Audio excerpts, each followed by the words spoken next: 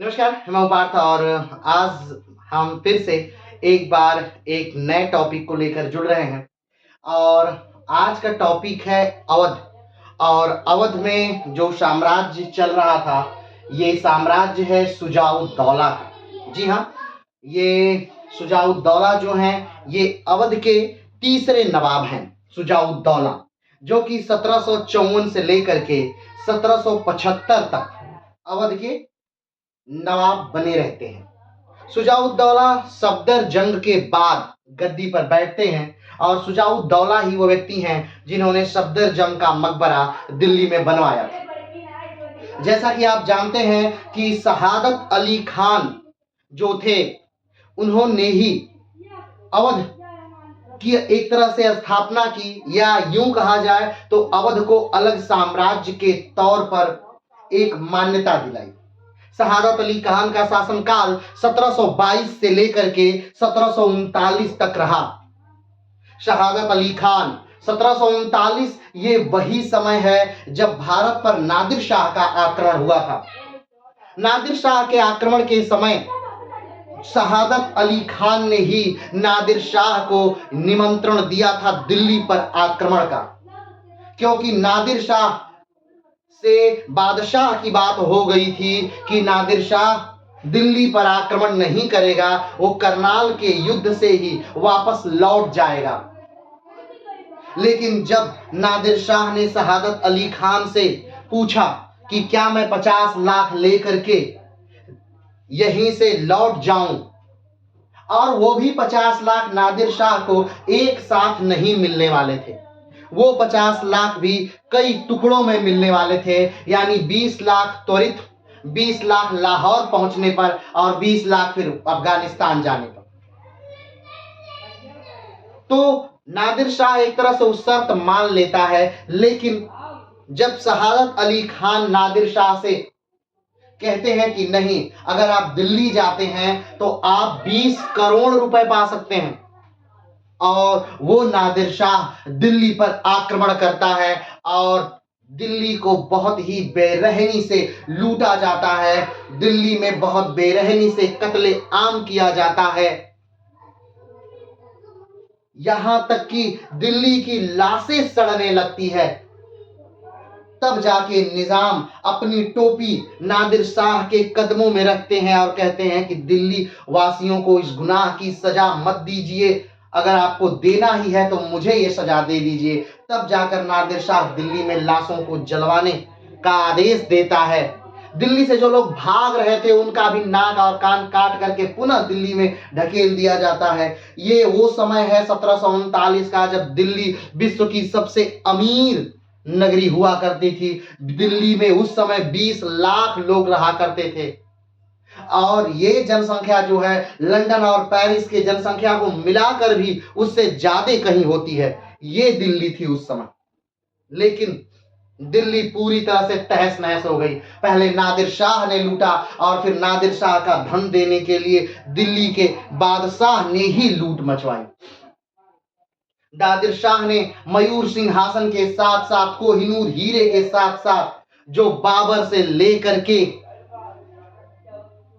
उस समय तक की दौलत थी, यानी 1739 तक की दौलत थी, 1526 से लेकर 1739 तक की सारी दिल्ली की दौलत नादिर शाह लूट करके लेकर के चला गया। और शहादत अली खान को भरे दरबार में कहीं न कहीं नादिर शाह ने कह दिया कि बहुत बहुत धन्यवाद शहादत, तुम्हारे कहने से ही मैं दिल्ली आया। और शायद ये अपमान शहादत अली खान बर्दाश्त नहीं कर पाए और उन्होंने आत्महत्या कर ली। कुछ इतिहासकारों का यहाँ मतभेद है। कुछ इतिहासकार कहते हैं कि नहीं, शहादत अली खान ने आत्महत्या नहीं की थी, उन्हें कैंसर था और वो 1739 में उसी कैंसर की वजह से मर गए। कारण जो भी रहा हो, शहादत अली खान की 1722 से जब उन्होंने शासन सत्ता संभाला था, तब से लेकर 1739 तक उन्होंने शासन किया। वो एक बेहतरीन नवाब बने रहे अवध के। उन्होंने अवध के साम्राज्य को चलाया, अवध के जागीरदारों को कंट्रोल किया। अवध के वो जागीरदार जिन्होंने अपनी सेनाएं बनाना प्रारंभ कर दिया था, अवध के वो जागीरदार जिन्होंने किले बंदियां प्रारंभ कर दी थी, अवध के वो जागीरदार जिन्होंने कि राजा को लगान देने से मना कर दिया था, उन सब को उन्होंने कंट्रोल किया। अवध की जो अर्थव्यवस्था था उसे उन्होंने सुदृढ़ किया। किसानों पर जो बहुत ज्यादा दबाव बन गया था उसे उन्होंने सही किया। एक नई व्यवस्था उन्होंने स्थापित की जिससे किसानों को राहत मिल सके। उन्होंने अवध के लिए कहीं ना कहीं ढेरों कार्य किए और ये सारा कार्य शहादत अली खान ने अपने दम से किया। इसमें उन्होंने दिल्ली की सहभागिता एकदम नहीं ली। अगर देखा जाए तो शहादत अली खान से यानी 1722 से 1856 तक जो नवाबों का युग चला, यही अवध काल रहा या यही अवध का इतिहास रहा। उसी पूरे अवध के इतिहास को यानी 1722 से लेकर 1856 तक के अवध के इतिहास को हम यहाँ बहुत बारीकी से पढ़ेंगे। आप जानते हैं कि इससे पहले हम शहादत अली खान को पढ़ चुके हैं, हम देख चुके हैं कि किस प्रकार शहादत अली खान ने शासन किया, और हम ये भी जानते हैं कि शहादत अली खान की अपनी कोई भी संतान नहीं थी, यानी लड़कों कोई उनका लड़का नहीं था। ठीक इस शहादत अली खान के बाद सफदर जंग गद्दी पर बैठा, ये भी हम देख चुके हैं। सफदर जंग जो है, सफदर जंग के मामा थे शहादत अली खान। सफदर जंग भी एक बेहतरीन व्यक्ति है, उसने भी दिल्ली पर अपनी पकड़ मजबूत बनाए रखी और सफदर जंग को दिल्ली का वजीर आजम भी बनाया गया। सफदर जंग का जो शासन काल है ये 1739 से लेकर 1754 तक चला।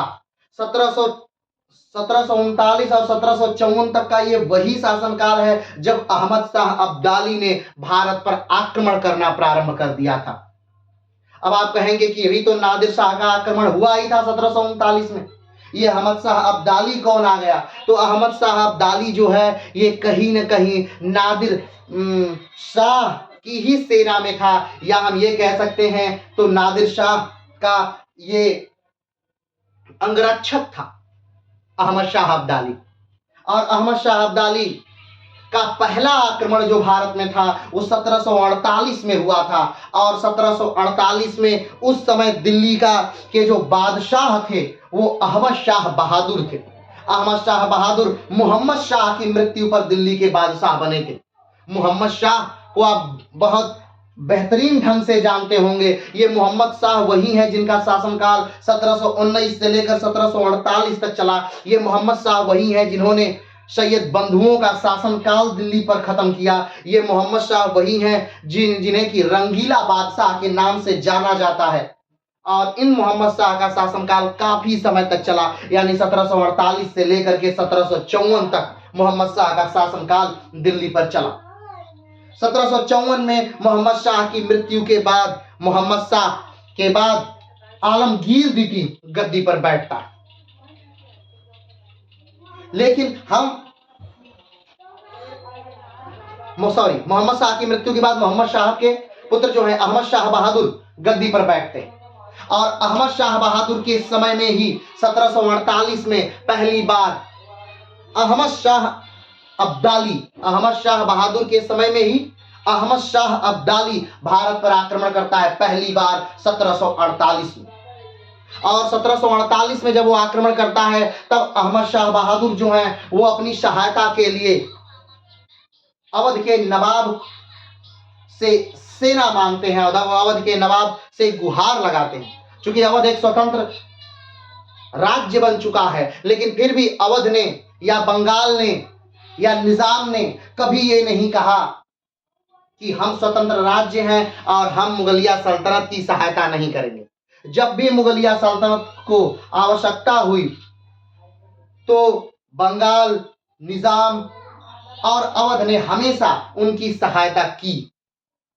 तो ये वही समय था 1748 का जब अहमद शाह बहादुर ने अहमद शाह अब्दाली के आक्रमण से बचने के लिए सफदर जंग से सहायता मांगी और सफदर जंग ने सहायता दी और उस युद्ध में सफदर जंग कामयाब रहे, यानी अहमद शाह अब्दाली को हराने में कामयाब रहे।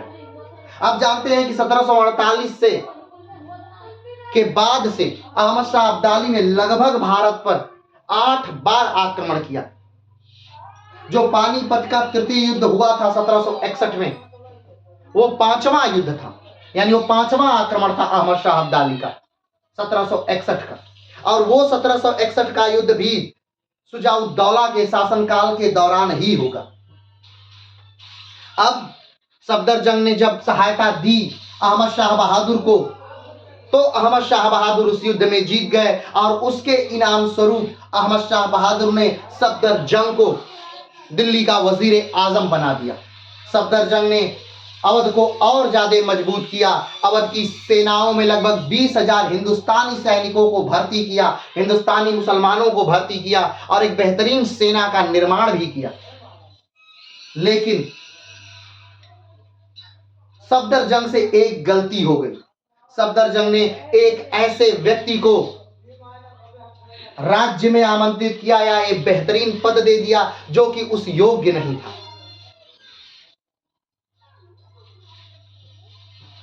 जिसका नाम फिरोज जंग तृतीय के नाम से जो जाना जाता है, फिरोज जंग तृतीय, या फिर उसकी एक उपाधि थी इमाद उल मुल्क, फिरोज जंग तृतीय या इमाद उल मुल्क। इमाद उल मुल्क शुरू में तो सफदरजंग का काफी ज्यादा वफादार रहा, लेकिन धीरे धीरे राजा का कान यानी अहमद शाह बहादुर का कान वो सफदरजंग के खिलाफ भरता गया, भरता गया और भरता गया। एक समय ऐसा आ गया कि अहमद शाह बहादुर ने सफदरजंग को मुगलिया सल्तनत के वजीर के पद से बर्खास्त कर दिया और सफदरजंग को सबक सिखाने के लिए फिरोज जंग तृतीय को अहमद शाह बहादुर ने नियुक्त कर दिया। अहमद शाह बहादुर का आदेश मानकर फिरोज जंग तृतीय, जो यही चाहता ही था, या इमादुल मुल्क ने मराठों की सहायता ली और मराठों की सहायता से सफदरजंग को बहुत बुरी तरह हराया गया। उन्हें दिल्ली से बेदखल कर दिया गया। पुरानी दिल्ली जो सफदरजंग का गढ़ था उसे बहुत बुरी तरह लूटा गया, उनके शहरों को जलाया गया, लोगों का कत्लेआम किया गया और सफदरजंग को पीछे हटना पड़ा। लेकिन ये फिरोज जंग तृतीय को कोई राजा नहीं चाहिए था। फिरोज जंग तृतीय को बस मुगलिया सल्तनत पर बैठा हुआ एक काठ का पुतला चाहिए था और अहमद शाह बहादुर ने वो काठ का पुतला बनने से इनकार कर दिया। इसके फलस्वरूप फिरोज जंग ने अहमद शाह बहादुर को और अहमद शाह बहादुर की मां को कैद कर लिया और दोनों की आंखों को निकलवा दिया। इस घटना से यानी अहमद शाह बहादुर की मृत्यु की घटना से सफदरजंग बहुत दुखी हो गए और सफदरजंग की भी बहुत जल्दी ही यानी 1754 में ही मृत्यु हो गई। ये सारी घटना 1753 की थी और 1754 में ही सफदरजंग की मृत्यु हो गई। अब सफदरजंग की मृत्यु के बाद अवध के जो नवाब बनते हैं वो हैं शुजा-उद-दौला। समय है 1754, लेकिन 1754 का जो समय है या ये जो समय काल है ये बहुत ही उथल पुथल का युग है। ये ऐसा युग है जिसमें विदेशी आक्रांता बार बार भारत में आक्रमण करते हैं। ये ऐसा युग है जिसमें मराठों की शक्ति क्षीण हो रही है। ये ऐसा युग है जिसमें कि बंगाल की सत्ता क्षीण हो रही है। ये ऐसा युग है जिसमें अंग्रेजों की सत्ता बढ़ रही है। ये ऐसा युग है जिसमें मुगलिया सल्तनत पूरी तरह से धराशाही हो जाएगा। ये ऐसा युग है जिसमें अवध पूरी तरह से धराशाही हो जाएगा। ये ऐसा युग है जिसमें बंगाल पूरी तरह से धराशाही हो जाएगा। यानी सफदरजंग का जो शासनकाल है अवध में, इस समय हमें एक साथ कई वंशों को देखना होगा। इस समय हमें मराठा साम्राज्य को देखना होगा। इस समय हमें मुगलिया सल्तनत को देखना होगा। इस समय हमें बंगाल को देखना होगा और एक साथ कई लोगों का हमें अध्ययन, समग्र अध्ययन करना होगा। तब जाके हमें समझ में आएगा शुजा-उद-दौला और उनके समय की बेहतरीन रणनीति और शासनकाल। क्यों? क्योंकि शुजा-उद-दौला के शासनकाल में कई सारी घटनाएं हुई और ये घटनाएं कहीं न कहीं बहुत ज्यादा महत्वपूर्ण रही। आप ध्यान से देख सकते हैं कि 1754 का समय है। शुजा-उद-दौला अवध के नवाब बने हैं। ठीक 1754 में जब शुजा-उद-दौला अवध के नवाब बने हैं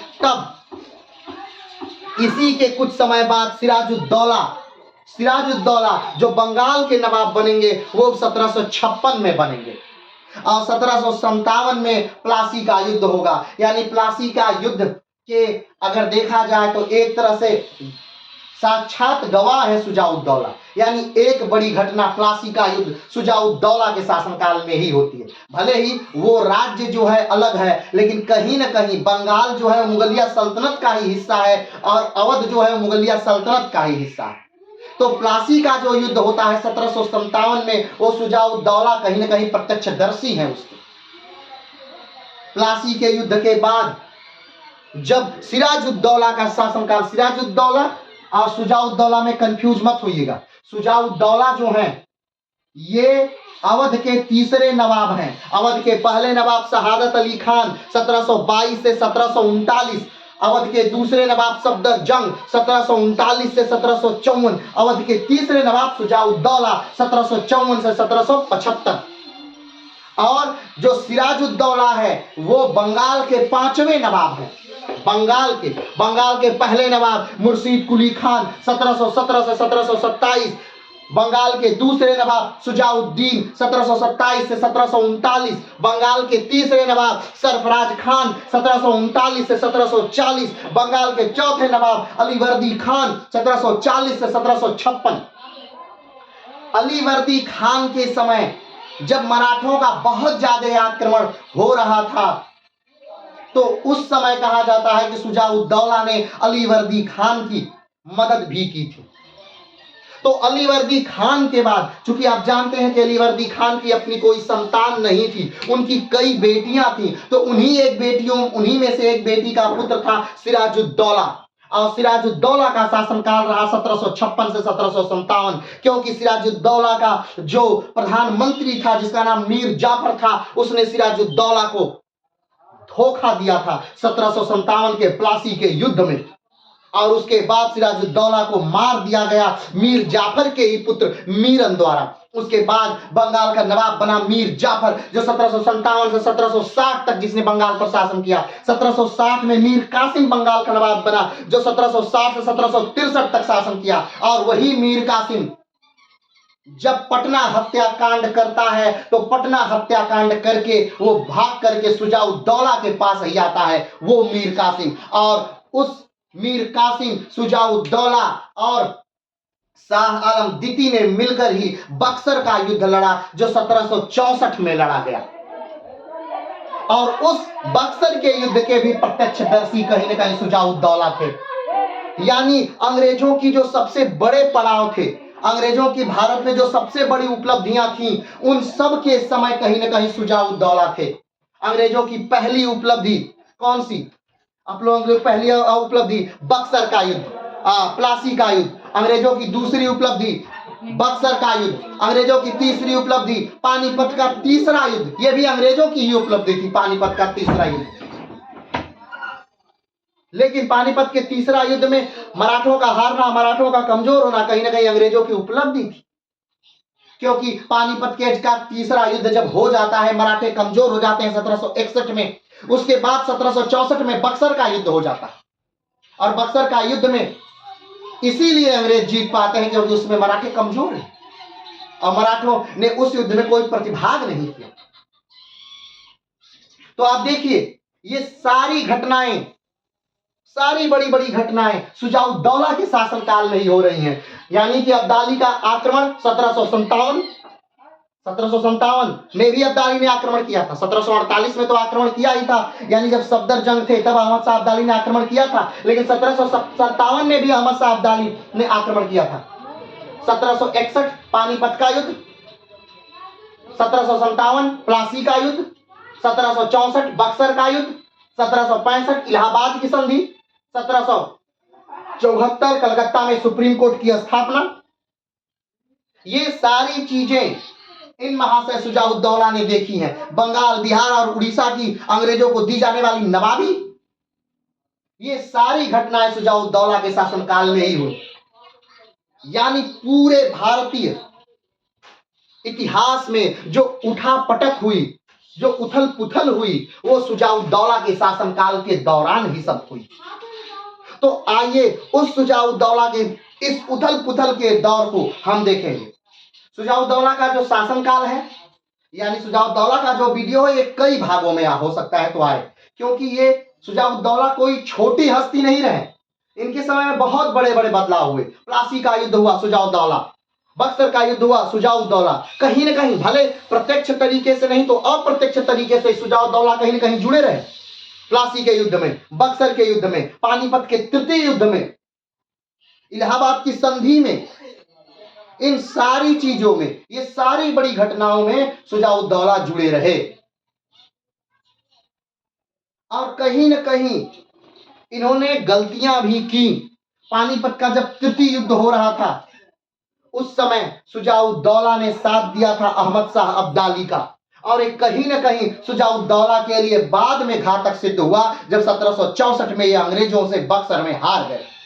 क्यों? क्योंकि अगर 1761 में मराठे मजबूत रहे होते, 1761 में अहमद शाह अब्दाली हार गया होता, तो अहमद शाह अब्दाली हारता, मराठे मजबूत रहते, सदाशिवराव भाऊ और उनके बहुत सारे सहयोगी जिंदा रहते, नाना साहब जिंदा रहे होते, विश्वासराव यानी मराठों का उत्तराधिकारी जिंदा रहा होता, मतलब मराठों में उत्तराधिकार का युद्ध नहीं हुआ होता, मराठों की शक्ति वही अटक से लेकर कटक तक बनी रही होती, तो ऐसे समय में शुजा-उद-दौला पर अंग्रेज आक्रमण नहीं कर पाते, यानी बक्सर का युद्ध नहीं हो पाता।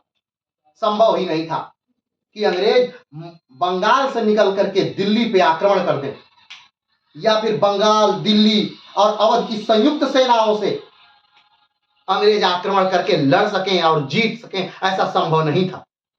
लेकिन शुजा-उद-दौला का एक डिसीजन कि 1761 के पानीपत के तृतीय युद्ध में अहमद शाह अब्दाली का साथ देना यह भारी पड़ गया, और इसने मराठों की शक्ति को छीण कर दी, मराठों की शक्ति खत्म कर दी, क्योंकि मराठों की जो शक्ति थी वो कहीं न कहीं कुछ खास लोगों से थी।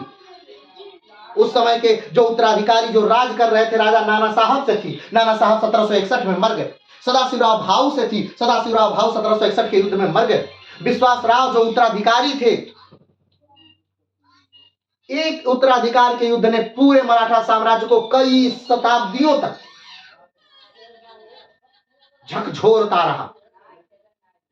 अगर वो विश्वासराव रहे होते तो रघुनाथ राव कहीं राजा बनने की चेष्टा ही नहीं करते, और रघुनाथ राव अगर राजा बनने की चेष्टा नहीं करते तो एक बढ़िया सेनापति कभी मराठों के हाथ से खोता नहीं, क्योंकि रघुनाथ राव एक अपने आप में बेहतरीन सेनापति थे।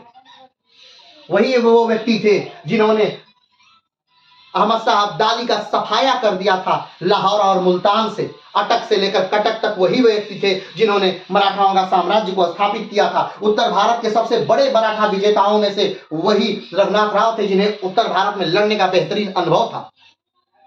तो इन सारी बातों का हम अध्ययन करेंगे विस्तार से, क्रमवाइज, धीरे धीरे, किसमें? शुजा-उद-दौला से जोड़ करके। तो चलिए शुजा-उद-दौला का ये कार्यक्रम शुरू करते हैं, लेकिन उससे पहले हम मुगलिया सल्तनत को एक बार देख लेते हैं कि जब शुजा-उद-दौला राजा बनते हैं, यानी कि 1754 में, उस समय कौन राजा था?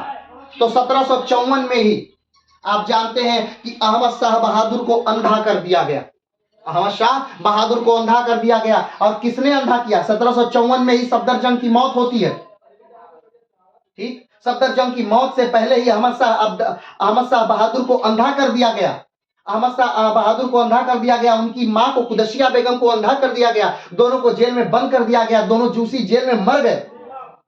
तो 1754 का समय सफदरजंग की मृत्यु, 1754 का समय अहमद शाह बहादुर की हत्या या मृत्यु, 1754 का समय आलमगीर द्वितीय को फिरोजजंग तृतीय ने गद्दी पर बैठाया।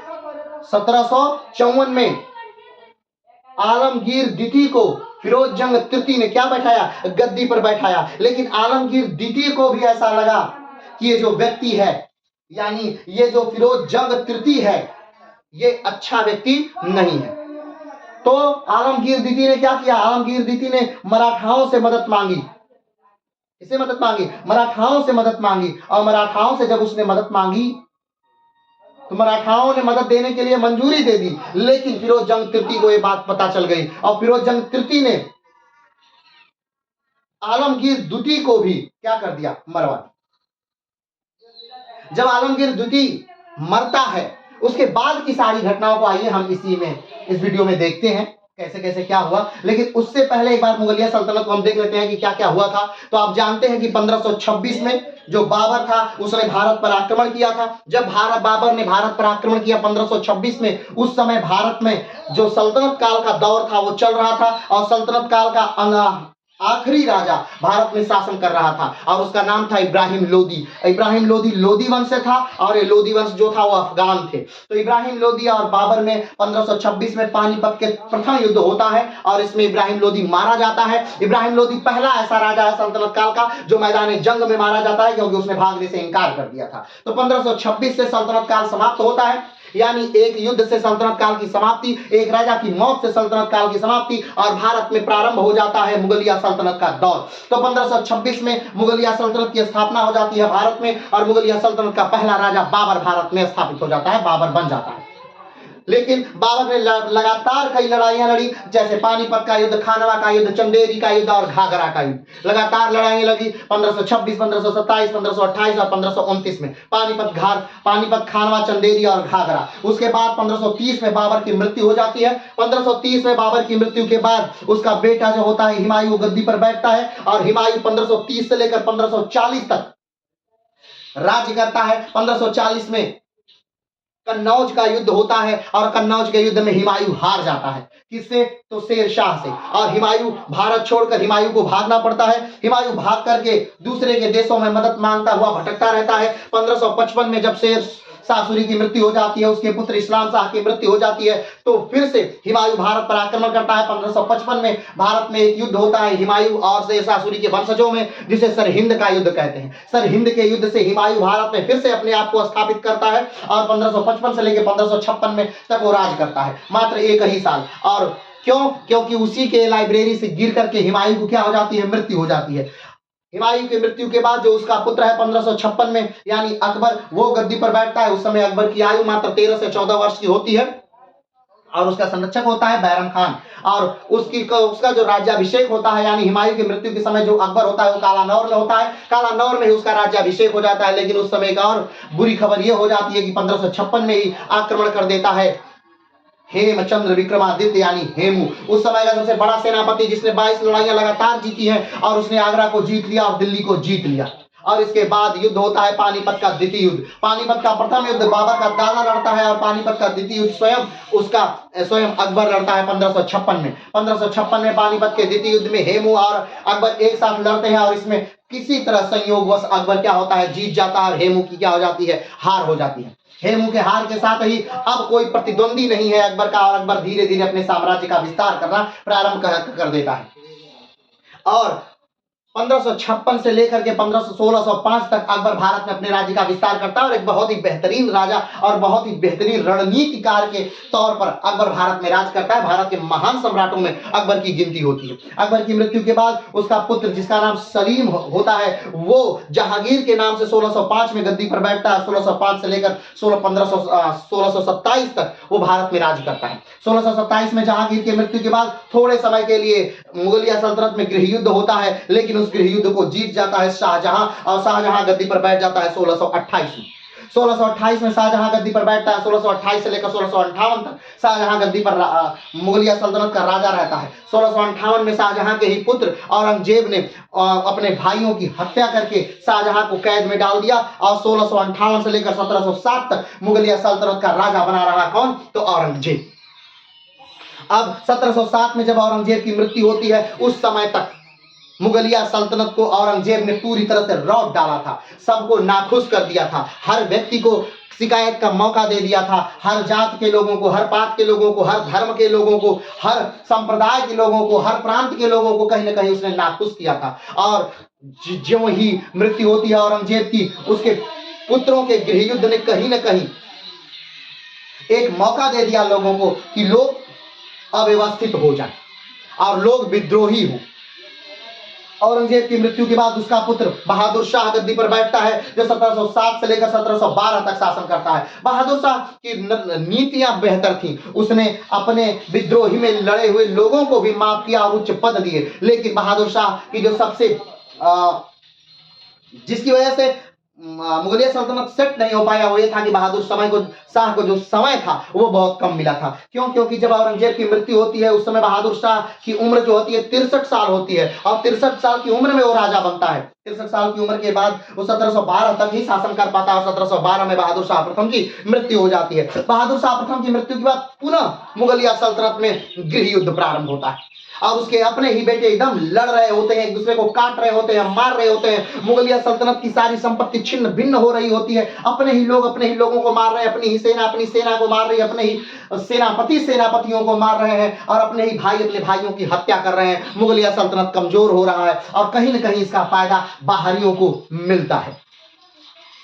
अब जहां बहादुर शाह के बाद जहांदार शाह गद्दी पर बैठता है, लेकिन जहांदार शाह भी ज्यादा समय तक राज नहीं कर पाता है। 1712 में जब जहांदार शाह गद्दी पर बैठता है तो 1713 तक ही जहांदार शाह राज कर पाता है। क्यों? क्योंकि जहांदार शाह की हत्या फर्रुखसियर कर देता है। सैयद बंधुओं की मदद लेकर के जहांदार शाह की हत्या फर्रुखसियर करता है। फर्रुखसियर कौन है? तो बहादुर शाह द्वितीय का, बहादुर शाह जो है उनका पुत्र है फर्रुखसियर। चलिए आगे बढ़ते हैं।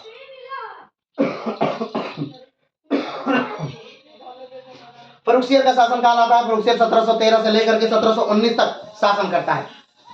लेकिन फर्रुखसियर जब स्वतंत्र होना चाहता है, यानी फर्रुखसियर ने सैयद बंधुओं से मदद तो ली थी अपनी रक्षा के लिए, अपनी जान बचाने के लिए, लेकिन कहीं ना कहीं ये एक बहुत भारी भूल थी, क्योंकि मुगलिया सल्तनत पूरी तरह से सैयद बंधुओं के हाथ में आ गई थी। अब मुगलिया सल्तनत फर्रुखसियर के हाथ में नहीं थी, और फर्रुखसियर स्वतंत्र होना चाहते थे सैयद बंधुओं से, और फर्रुखसियर ने प्रयास किया कि मैं स्वतंत्र हो जाऊं, लेकिन फर्रुखसियर की चाल का पता चल गया किसको? तो सैयद बंधुओं को। और सैयद बंधुओं ने मराठों से मदद ली, और मराठों ने आक्रमण किया दिल्ली पर।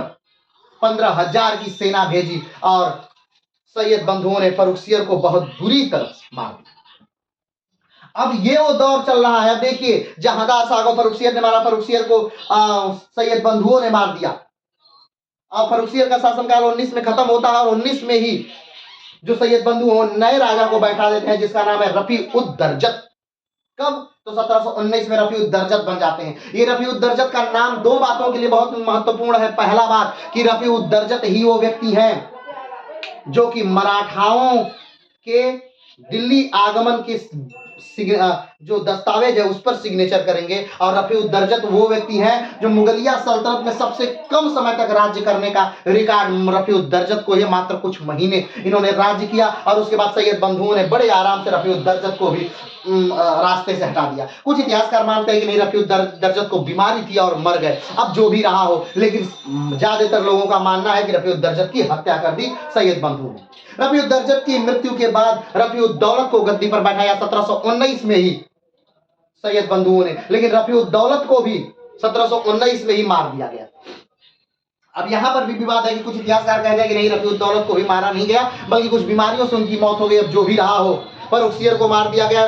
सबसे पहले तो जहांदार शाह को मारा गया, फर्रुखसियर को मारा गया, रफी-उद-दरजत को मारा गया, रफी-उद-दौलत को मारा गया, और रफी-उद-दौलत को मार करके 1719 में फिर से मोहम्मद शाह रंगीला नामक एक व्यक्ति को गद्दी पर बैठाया गया। लेकिन मोहम्मद शाह रंगीला कहीं ना कहीं सैयद बंधुओं से चालाक निकला, और दो लोगों की मदद से, एक अवध के नवाब की मदद से और दूसरा निजाम की मदद से, उसने सैयद बंधुओं को मरवा दिया। और मोहम्मद शाह रंगीला का एक लंबा कार्यकाल चला 1719 से लेकर 1748 तक। अब मोहम्मद शाह की जब 48 में मृत्यु होती है, उस समय अहमद शाह बहादुर राजा बनते हैं। और देखिए, अभी एक आदमी हटा ही था, यानी सैयद बंधु अभी हटे ही थे कि अहमद शाह बहादुर के समय में फिर से एक नया व्यक्ति आ गया, जिसका नाम फिरोज जंग था, जिसने फिर से मुगलिया सल्तनत को कंट्रोल कर लिया। अभी तक सैयद बंधुओं ने कंट्रोल किया। कितने राजाओं को हटाया सैयद बंधुओं ने? जहांदार शाह को हटाया, फर्रुखसियर को हटाया, रफी-उद-दरजत को हटाया, रफी-उद-दौलत को हटाया, मोहम्मद शाह रंगीला को बैठाया। यानी इतने राजाओं को ऐसे बदला जैसे कि कर्मचारियों को बदला जा रहा है। और अभी मोहम्मद शाह रंगीला का शासनकाल खत्म ही हुआ, कि फिर से उसी के जो पुत्र हैं अहमद शाह बहादुर, उनको कंट्रोल करने के लिए फिर से एक नया शख्स जन्म ले लिया, फिरोज जंग तृतीय। ठीक, और ये फिरोज जंग तृतीय भी कई राजाओं को कंट्रोल करेगा, जैसे अहमद शाह बहादुर को कंट्रोल करेगा, आलमगीर द्वितीय को कंट्रोल करेगा, शाहजहां तृतीय को कंट्रोल करेगा, शाह आलम द्वितीय को कंट्रोल करेगा। अब तब कहीं जाकर 1775 में इसकी मृत्यु होगी, यानी शाह आलम द्वितीय के समय में। और वो भी इसकी मृत्यु या इसकी हत्या नहीं हो पाएगी, बल्कि ये भाग जाएगा। फिरोज जंग तृतीय जो है वो भाग जाएगा, ये जाकर के शागिर्द बन जाएगा, कवि बन जाएगा, लेखक बन जाएगा, और वो दूसरी दुनिया में जाके नाम कमाएगा। तो चलिए अब इससे यहां से, यानी कि अहमद शाह बहादुर 1748 से 1754 तक अहमद शाह बहादुर ने शासन किया, और अहमद शाह बहादुर के बाद जो राजा बनते हैं वो आलमगीर द्वितीय है, जो 1754 में राजा बनते हैं। और 1754 में अहमद आलमगीर द्वितीय दिल्ली के राजा बन रहे हैं, और 1754 में ही शुजाउद्दौला जो है वो अवध के नवाब बन रहे हैं। क्लियर है? सारी बातें क्लियर है, कोई दिक्कत? चलिए तो शुरू करते हैं हम अवध का भाग 3, शुजाउद्दौला, जिनका शासनकाल 1754 से लेकर 1775 तक रहा, और जिनका जन्म, शुजाउद्दौला का जन्म 1732 से लेकर 1775 तक, यानी कि 1700 जन्म उनका 1732 में हुआ और मृत्यु उनकी हुई 1775 में। क्लियर है? तो चलिए शुरू करते हैं। 1754 में सफदरजंग की मृत्यु के बाद, सफदरजंग की मृत्यु के बाद, सफदरजंग कौन? यानी सफदरजंग जो है ये अवध के दूसरे नवाब हैं, और सफदरजंग 1739 से लेकर 1754 तक शासन करते हैं। कहां? तो अवध में। तो सफदरजंग की मृत्यु जब हो रही है, ठीक, उसके बाद सफदरजंग की मृत्यु के बाद उन्हीं का पुत्र, सफदरजंग के पुत्र हैं कौन? शुजाउद्दौला। तो शुजाउद्दौला जो है, उनका पुत्र शुजाउद्दौला अवध का नवाब बना, जो 1775 तक रहा। यानी कि शुजाउद्दौला अवध के चौथे नवाब थे, तो अवध के तीसरे नवाब थे, और शुजाउद्दौला का शासनकाल 1775 से लेकर, नहीं सॉरी, शुजाउद्दौला का शासनकाल 1754 से लेकर 1775 तक चलेगा। क्लियर है? अवध के तीसरे नवाब शुजाउद्दौला का शासनकाल 1754 से 1775। चलिए आगे बढ़ते हैं। अहमद शाह बहादुर को अंधा करके फिरोज जंग तृतीय ने जेल में डाल दिया, जहां अहमद शाह बहादुर की मौत हो गई। ठीक, हमने कहा कि जब मृत्यु हुई थी मोहम्मद शाह रंगीला की, मोहम्मद शाह रंगीला की मृत्यु कब हुई थी? 1748 में। तो मोहम्मद शाह रंगीला की मृत्यु के बाद मोहम्मद शाह रंगीला के पुत्र अहमद शाह बहादुर गद्दी पर बैठे 1748 में। और जब 1748 में अहमद शाह बहादुर गद्दी पर बैठे, तो उसी वर्ष 1748 में ही दिल्ली पर आक्रमण हुआ अहमद शाह अब्दाली का। कैसे समझिएगा?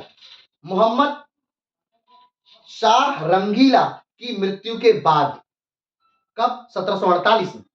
1748 में मोहम्मद शाह रंगीला की मृत्यु होती है, और 1748 में ही अहमद शाह अब्दाली भारत पर पहली बार आक्रमण करते हैं, और 1748 में ही राजा बनते हैं मोहम्मद शाह रंगीला के पुत्र अहमद शाह बहादुर। यानी अहमद शाह अब्दाली किसके समय में आक्रमण करेंगे? अहमद शाह बहादुर। और अहमद शाह बहादुर कौन है? मोहम्मद शाह रंगीला के पुत्र हैं। क्लियर है? आगे बढ़ते हैं। अब आप जानते हैं कि मोहम्मद शाह रंगीला एक कमजोर शासक थे। ठीक, उन्हें बस राजा बना दिया गया था। रंगीला उनका नाम ही इसीलिए पड़ा था क्योंकि उनको प्रशासन से एकदम मतलब नहीं था। मोहम्मद शाह रंगीला के समय में ही अवध स्वतंत्र हो गया था, निजाम स्वतंत्र हो गया था, बंगाल स्वतंत्र हो गया था, यानी मुगलिया सल्तनत के कई टुकड़े हो चुके थे मोहम्मद शाह रंगीला के समय। ठीक, तो आप समझ सकते हैं कि मोहम्मद शाह रंगीला ने वैसे ही, और हाँ एक बात और कि मोहम्मद शाह रंगीला आखिरी व्यक्ति था जो तख्ते ताउस पर बैठा था, क्योंकि मोहम्मद शाह रंगीला के शासनकाल में ही नादिर शाह ने आक्रमण किया था 1739 में, और तख्ते ताउस यानी मयूर सिंहासन को तोड़ करके वो लेकर चला गया था ईरान। क्लियर है बातें? ठीक, तो अहमद शाह बहादुर की मृत्यु हुई, मोहम्मद शाह रंगीला की मृत्यु हुई। इसका मतलब ये कि उस समय मुगलिया सल्तनत कमजोर है, और कमजोर मुगलिया सल्तनत पर का राजा कौन बन रहा है? तो अहमद शाह बहादुर राजा बन रहे हैं, जो किसके लड़के हैं? मोहम्मद शाह रंगीला के। कब राजा बन रहा है? 1748 में। तो 1748 में अहमद शाह बहादुर राजा बने और 1748 में ही आक्रमण कर दिया किसने भारत पर? अहमद शाह अब्दाली ने। अहमद शाह अब्दाली नादिर शाह का अंगरक्षक था। नादिर शाह की मृत्यु के बाद अहमद शाह अब्दाली ने अपना साम्राज्य बना लिया था। सोचिए, एक सैनिक ने अपना साम्राज्य बना लिया, सैनिक से राजा बना था अहमद शाह अब्दाली। और अहमद शाह अब्दाली को वर्तमान अफगानिस्तान का एक तरह से जनक कहते हैं या पिता कहते हैं। क्यों? क्योंकि वो जितना भूभाग, जितना क्षेत्र बनाया था, जीता था, वही क्षेत्र अफगानिस्तान कहलाता है। अफगानिस्तान नामक लगभग कोई देश था ही नहीं। क्यों? क्योंकि कभी वो मुगलिया सल्तनत के कब्जे में था वो भाग, और कभी वो फारस के कब्जे में रहता था वो भाग। तो वहां कोई स्वतंत्र राज्य नहीं था। लेकिन अहमद शाह अब्दाली ने एक स्वतंत्र राज्य की लगभग स्थापना कर दी, और वो वर्तमान अफगानिस्तान का पिता कहलाता है अहमद शाह अब्दाली। तो अहमद शाह अब्दाली ने पहली बार आक्रमण किया 1748 में, और अहमद शाह अब्दाली की आक्रमण से बचने के लिए अहमद शाह बहादुर ने सफदरजंग की सहायता मांगी। सफदरजंग ने सहायता दी और सफदरजंग जीत गए। और इस उपलक्ष्य में अहमद शाह बहादुर जो हैं वो सफदरजंग को दिल्ली का वजीर घोषित कर देते हैं। क्लियर हो गई बात? चलिए आगे बढ़ते हैं। अहमद शाह बहादुर को गद्दी से हटाने के बाद फिरोज जंग तृतीय ने आलमगीर द्वितीय को राजा बनाया, जो कि जहांदार शाह का पुत्र। अहमद शाह बहादुर को गद्दी से हटाने के बाद हमने बताया कि सबसे पहले अहमद शाह बहादुर के कान भरे गए। किसके खिलाफ? तो सफदरजंग के खिलाफ। क्यों? क्योंकि कहीं ना कहीं सफदरजंग जो थे वो अहमद शाह बहादुर के एक सुरक्षा कवच थे। तो सबसे पहले सफदरजंग को के कान सबसे पहले अहमद शाह बहादुर के कान भरे गए सफदरजंग के खिलाफ, और अहमद शाह बहादुर ने ही सफदरजंग को हटा दिया। ठीक, सफदरजंग दिल्ली से निकल करके अवध में सिमट गए। और उधर फिरोज जंग तृतीय ने, जो कि नया दिल्ली का वजीर बन गया था, उसने क्या किया? तो उसने अहमद शाह बहादुर को अंधा कर दिया और गद्दी से हटा दिया। और अहमद शाह बहादुर को गद्दी से हटाने के बाद फिरोज जंग तृतीय ने आलमगीर द्वितीय को गद्दी पर बैठा दिया, जो कि जहांदार शाह का पुत्र था। किसका पुत्र है? जहांदार शाह। जहांदार शाह कौन? यानी बहादुर शाह प्रथम की मृत्यु के बाद जो राजा बना था जहांदार शाह। बहादुर शाह प्रथम की मृत्यु के बाद राजा बना था जहांदार शाह। ठीक, तो जहांदार शाह का पुत्र है कौन? आलमगीर द्वितीय। और आलमगीर द्वितीय जो है, इनको युद्ध कला नहीं आती, इनको कोई ज्ञान नहीं है।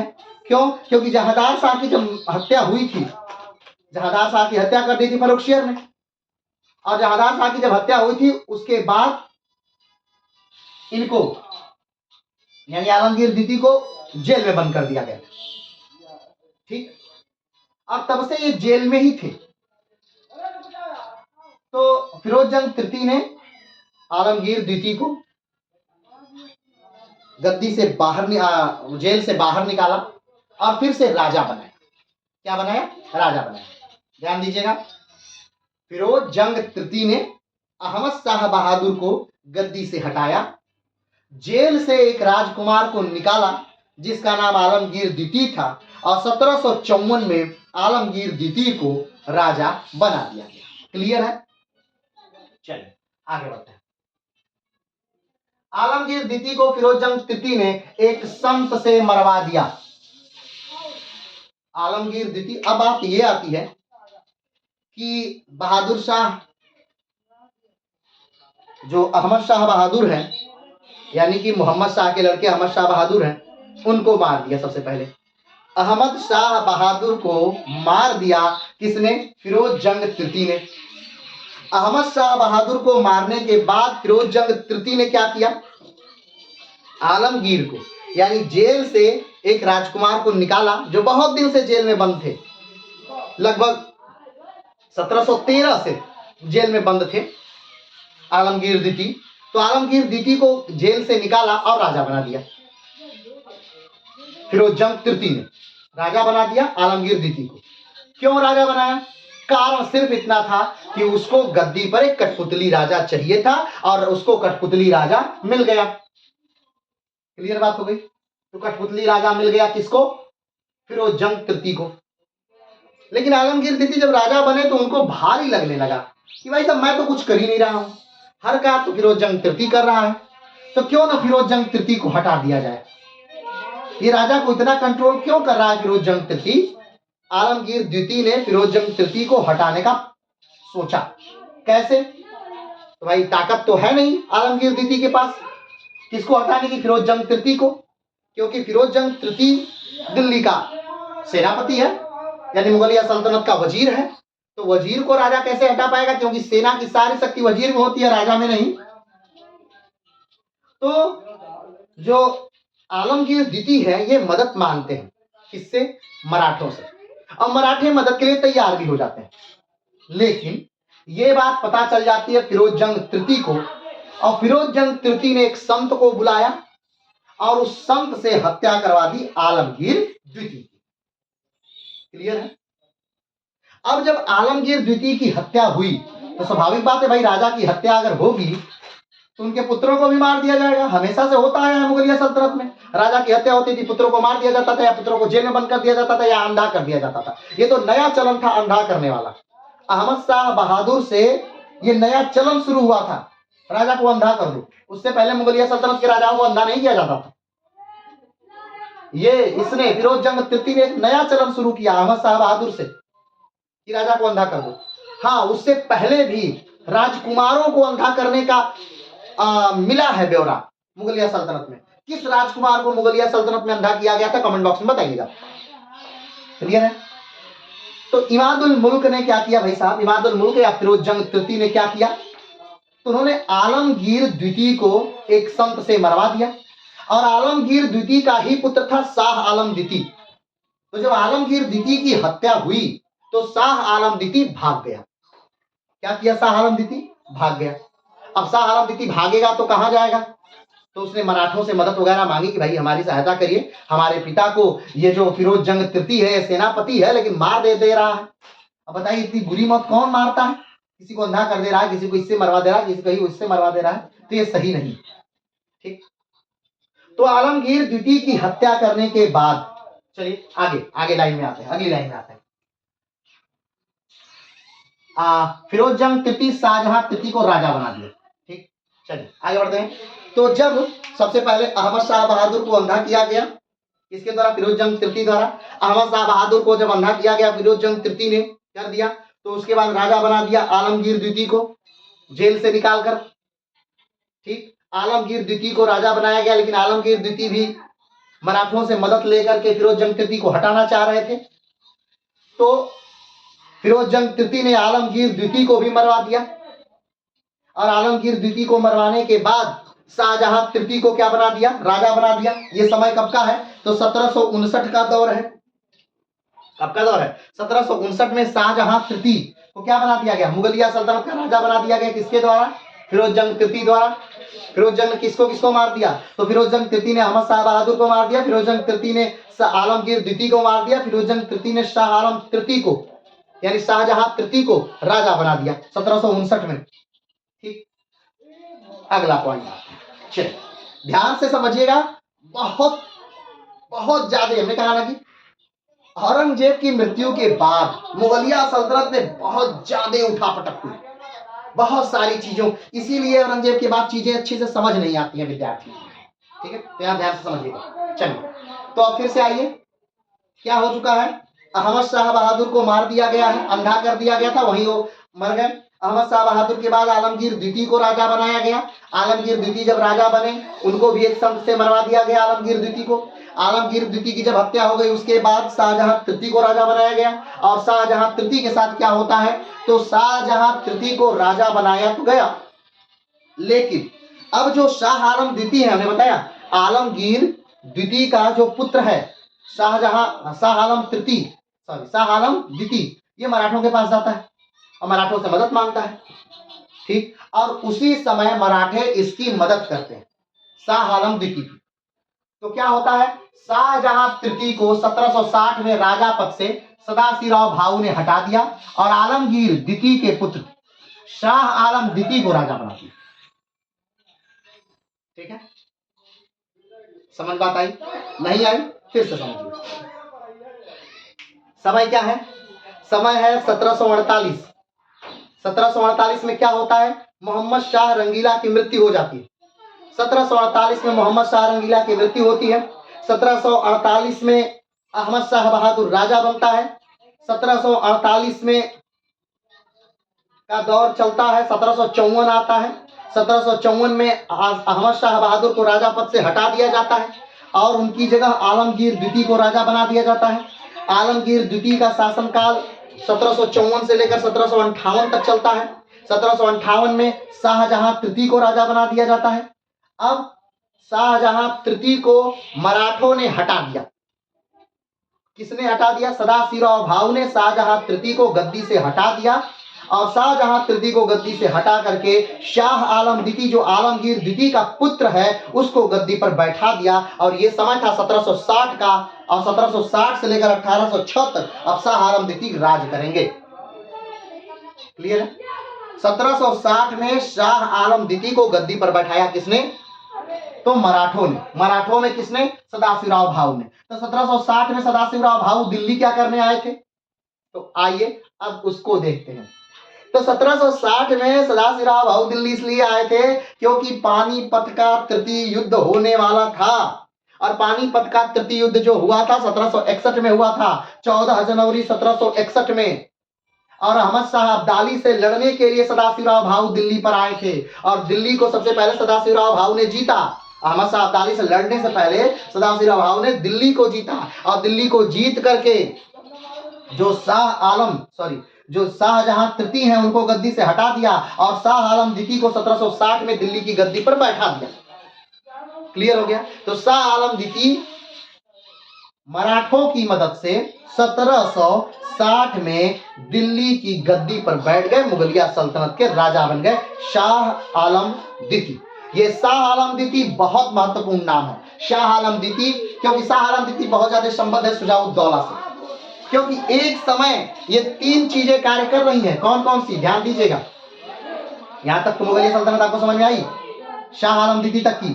ठीक, अब शुजा-उद-दौला तक आप समझ में आई गया। शहादत अली खान ने अवध साम्राज्य की स्थापना की। शहादत अली खान की मृत्यु होगी 1739 में, जब नादिर शाह ने आक्रमण किया था। शहादत अली खान के बाद सफदरजंग गद्दी पर बैठे और सफदरजंग को किसी तरह से रास्ते से हटा दिया था फिरोजजंग तृतीय ने। और सफदरजंग 1739 से लेकर 1754 तक राज किया अवध में। और सफदरजंग की मृत्यु के बाद शुजा-उद-दौला गद्दी पर बैठा 1754 में। 1754 में कई लोग गद्दी पर बैठ रहे हैं। 1754 में आलमगीर द्वितीय भी गद्दी पर बैठ रहा है। 1754 में शुजा-उद-दौला भी गद्दी पर बैठ रहे हैं। ठीक, अब इसी के समय शुजा-उद-दौला के समय ही एक और नाम जुड़ेगा, मीर कासिम का। ये मीर कासिम कौन है? तो हमने बात बताई थी कि मुर्शीद कुली खान ने बंगाल की स्थापना की थी 1717 में। 1717 से लेकर 1727 तक मुर्शीद कुली खान ने शासन किया। फिर 1727 में शुजाउद्दीन बंगाल की गद्दी पर बैठा। 1727 से लेकर 1739 तक उसने शासन किया। ठीक, फिर उसके बाद गद्दी पर बैठा सरफराज खान 1739 से 1740 तक। फिर उसके बाद गद्दी पर बैठा अलीवर्दी खान 1740 से लेकर 1756 तक। फिर अलीवर्दी खान के बाद बैठा सिराजुद्दौला 1756-1757, प्लासी का युद्ध। प्लासी के युद्ध में सिराजुद्दौला का जो वजीर है मीर जाफर, वो उसे धोखा देता है और मीर जाफर को धोखा देने के बदले अंग्रेज अवध का नवाब बना देते हैं। यानी एक वजीर क्या बन गया? अवध का नवाब बन गया। क्लियर है? कौन? सिराजुद्दौला। अब सिराजुद्दौला को जो मार दिया मीर कासिम के बेटे मीरन ने, तो मीर जाफर क्या बन गया? अवध का नवाब बन गया। और मीर जाफर को मार दिया गया, या फिर मीर जाफर को अंग्रेजों ने हटा दिया। क्यों? क्योंकि मीर कासिम ने कहा कि मैं इससे ज्यादा फायदा आपको दूंगा। और कहीं ना कहीं मीर जाफर जो था वो डचों से मिल करके अंग्रेजों को हटाना चाहता था। अंग्रेजों ने उसी समय डचों से आखिरी युद्ध किया था, वेदरा का युद्ध।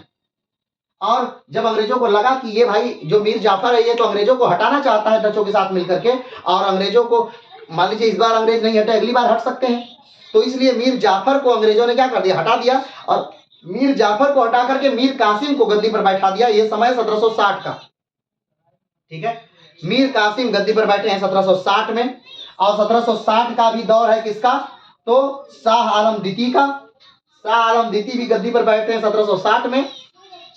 मीर कासिम भी गद्दी पर बैठ रहे हैं 1760 में। और 1760 में अवध में कौन है? तो शुजा-उद-दौला। तो 1760 अवध में शुजा-उद-दौला, बंगाल में मीर कासिम और दिल्ली में शाह आलम द्वितीय। क्लियर है? एक साथ तीनों लोगों को जोड़िएगा। बंगाल, अवध, दिल्ली। दिल्ली में दिल्ली का बादशाह कौन है?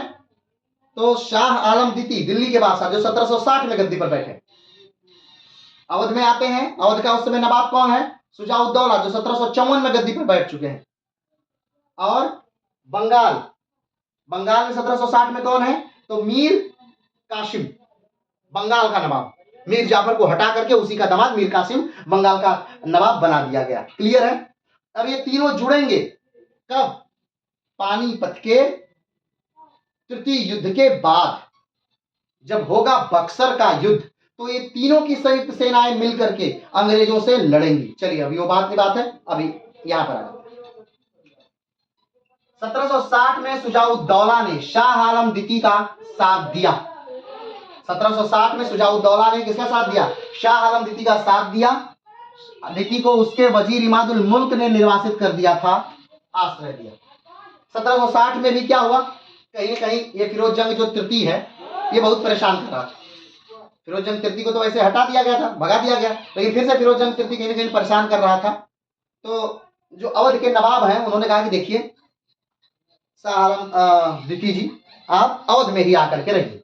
तो शाह आलम द्वितीय अवध में ही क्या किए, और कहीं ना कहीं आसरा दे दिया, अवध में बुला लिया वगैरह वगैरह। चलिए आगे बढ़ते हैं। इसके बदले शाह आलम द्वितीय ने शुजाउद्दौला को मुगलिया सल्तनत का वजीर बना दिया। शुजाउद्दौला क्या बन गए? मुगलिया सल्तनत के वजीर। अब ध्यान दीजिए, ये तो सीधा सीधा लिखा हुआ था, अभी ये ना इसे ध्यान से देखिएगा और ध्यान से इसे लिखिएगा, क्योंकि ये ऐसे लिखा हुआ है, ये जो लाइनें हैं ऐसे घुमा के लिखी गई है, क्योंकि एक के बाद एक के बाद एक के बाद एक के बाद ये घटनाएं आई हैं, तो ये बारी बारी ऐसे पहले ये लाइन ये लाइन ये लाइन ऐसे ऐसे ऐसे ऐसे करके यहाँ तक लिखना है, उसके बाद ये लिखना है और उसके बाद ये लिखना है। क्लियर है? चलिए, तो सबसे पहली लाइन, अब्दाली ने भारत पर 8 बार आक्रमण किया। 1748 में पहली बार आक्रमण किया।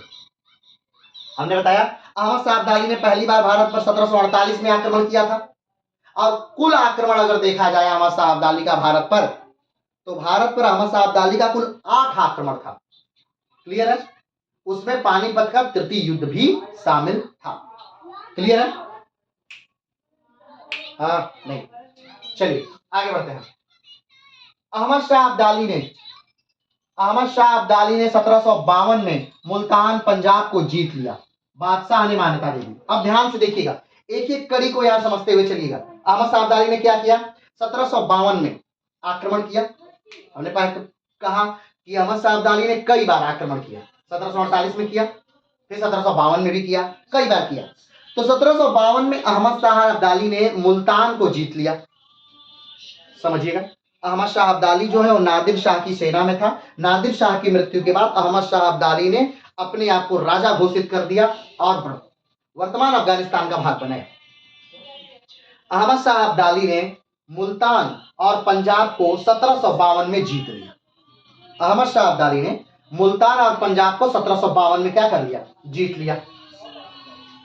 चलिए आगे बढ़ते हैं। 1752 में मुगलों और मराठों के बीच संधि हुई। यह संधि सफदरजंग ने मराठों से की थी। 1752 में क्या हुआ? सफदरजंग ने या मराठों ने सफदरजंग से एक संधि की थी। क्या संधि की? हमने बताया था कि सफदरजंग बहुत सारा ढेर सारा धन युद्ध के समय में मराठों को दिया करते थे। तो 1752 में मराठों और मुगलिया सल्तनत के बीच एक संधि हुई थी जो सफदरजंग ने करवाई थी। तो संधि ये थी कि अगर कोई मुगलिया सल्तनत पर आक्रमण करता है तो वो आक्रमण मराठों पर माना जाएगा और मराठे मुगलिया सल्तनत की मदद करेंगे, और इसके बदले मुगलिया सल्तनत का बहुत सारा भाग मराठों को दिया जाएगा। बहुत सारे उत्तर भारत के क्षेत्र चौथ वसूलने के लिए दिए जाएंगे और जरूरत पड़ने पर मुगलिया सल्तनत मराठों की मदद करेगी, और भी बहुत सारी बातें। ठीक, तो ध्यान रखिएगा, इस शर्त को ध्यान रखिएगा। 1752 में एक शर्त जो हुई थी, उस शर्त को ध्यान रखिएगा कि मुगल सम्राट और मराठों में एक संधि हुई, जिस संधि में यह है कि अगर मुगलिया सल्तनत पर कोई आक्रमण करता है तो वो आक्रमण मराठों पर माना जाएगा और मराठे मुगलिया सल्तनत की रक्षा करेंगे। ये बात ध्यान रखिएगा। क्लियर है? चलिए आगे बढ़ते हैं। 1752 में अब्दाली पंजाब और मुल्तान को जीतकर वहां मोइनुल मुल्क को सूबेदार बना दिया। हमने बताया कि 1752 में अहमद शाह अब्दाली ने मुल्तान और पंजाब को जीत लिया और मुल्तान और पंजाब को जीतने के बाद अहमद शाह अब्दाली ने वहां का सूबेदार किसको नियुक्त कर दिया? तो मोइनुल मुल्क को नियुक्त कर दिया। क्लियर है? अहमद शाह अब्दाली ने 1752 में मुल्तान और पंजाब को जीता और वहां का सूबेदार किसको बना दिया? तो मोइनुल मुल्क को वहां का सूबेदार बना दिया। क्लियर है? चलिए आगे बढ़ते हैं।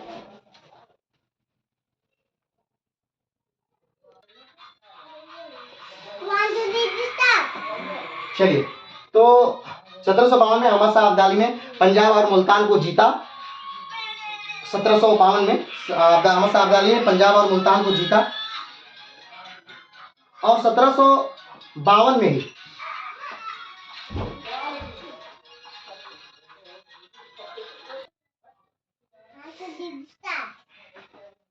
ठीक है, तो 1752 में अहमद शाह अब्दाली ने पंजाब और मुल्तान को जीता और पंजाब और मुल्तान को जीतने के बाद उन्होंने वहां का सूबेदार मोइनुल मुल्क को बना दिया। क्लियर बात हो गई? चलिए, अब्दाली नादिर शाह का अंगरक्षक था जिसने 1739 में दिल्ली को लूटकर सिंहासन ले गया था। हमने पहले ही बताया कि जो अहमद शाह अब्दाली है ये नादिर शाह की सेना में था और नादिर शाह ने 1739 में भारत पर आक्रमण किया था जब मोहम्मद शाह रंगीला का भारत पर शासन था और उस समय कोहिनूर और ढेर सारा धन तख्ते ताउस भी उठा करके लेकर के ईरान चला गया था। कमेंट बॉक्स में बताइएगा कि नादिर शाह की हत्या कब हुई थी और नादिर शाह ने भारत से कितना धन लूटा था, उसकी वर्तमान कीमत बताइए। आगे बढ़ते हैं। 1753 में मोइनुल मुल्क की मृत्यु हो गई और वहां की सूबेदारी मुगलानी बेगम बनी। क्लियर है? 1752 में मुल्तान और पंजाब का सूबेदार अहमद शाह अब्दाली ने मोइन उल मुल्क को बनाया था।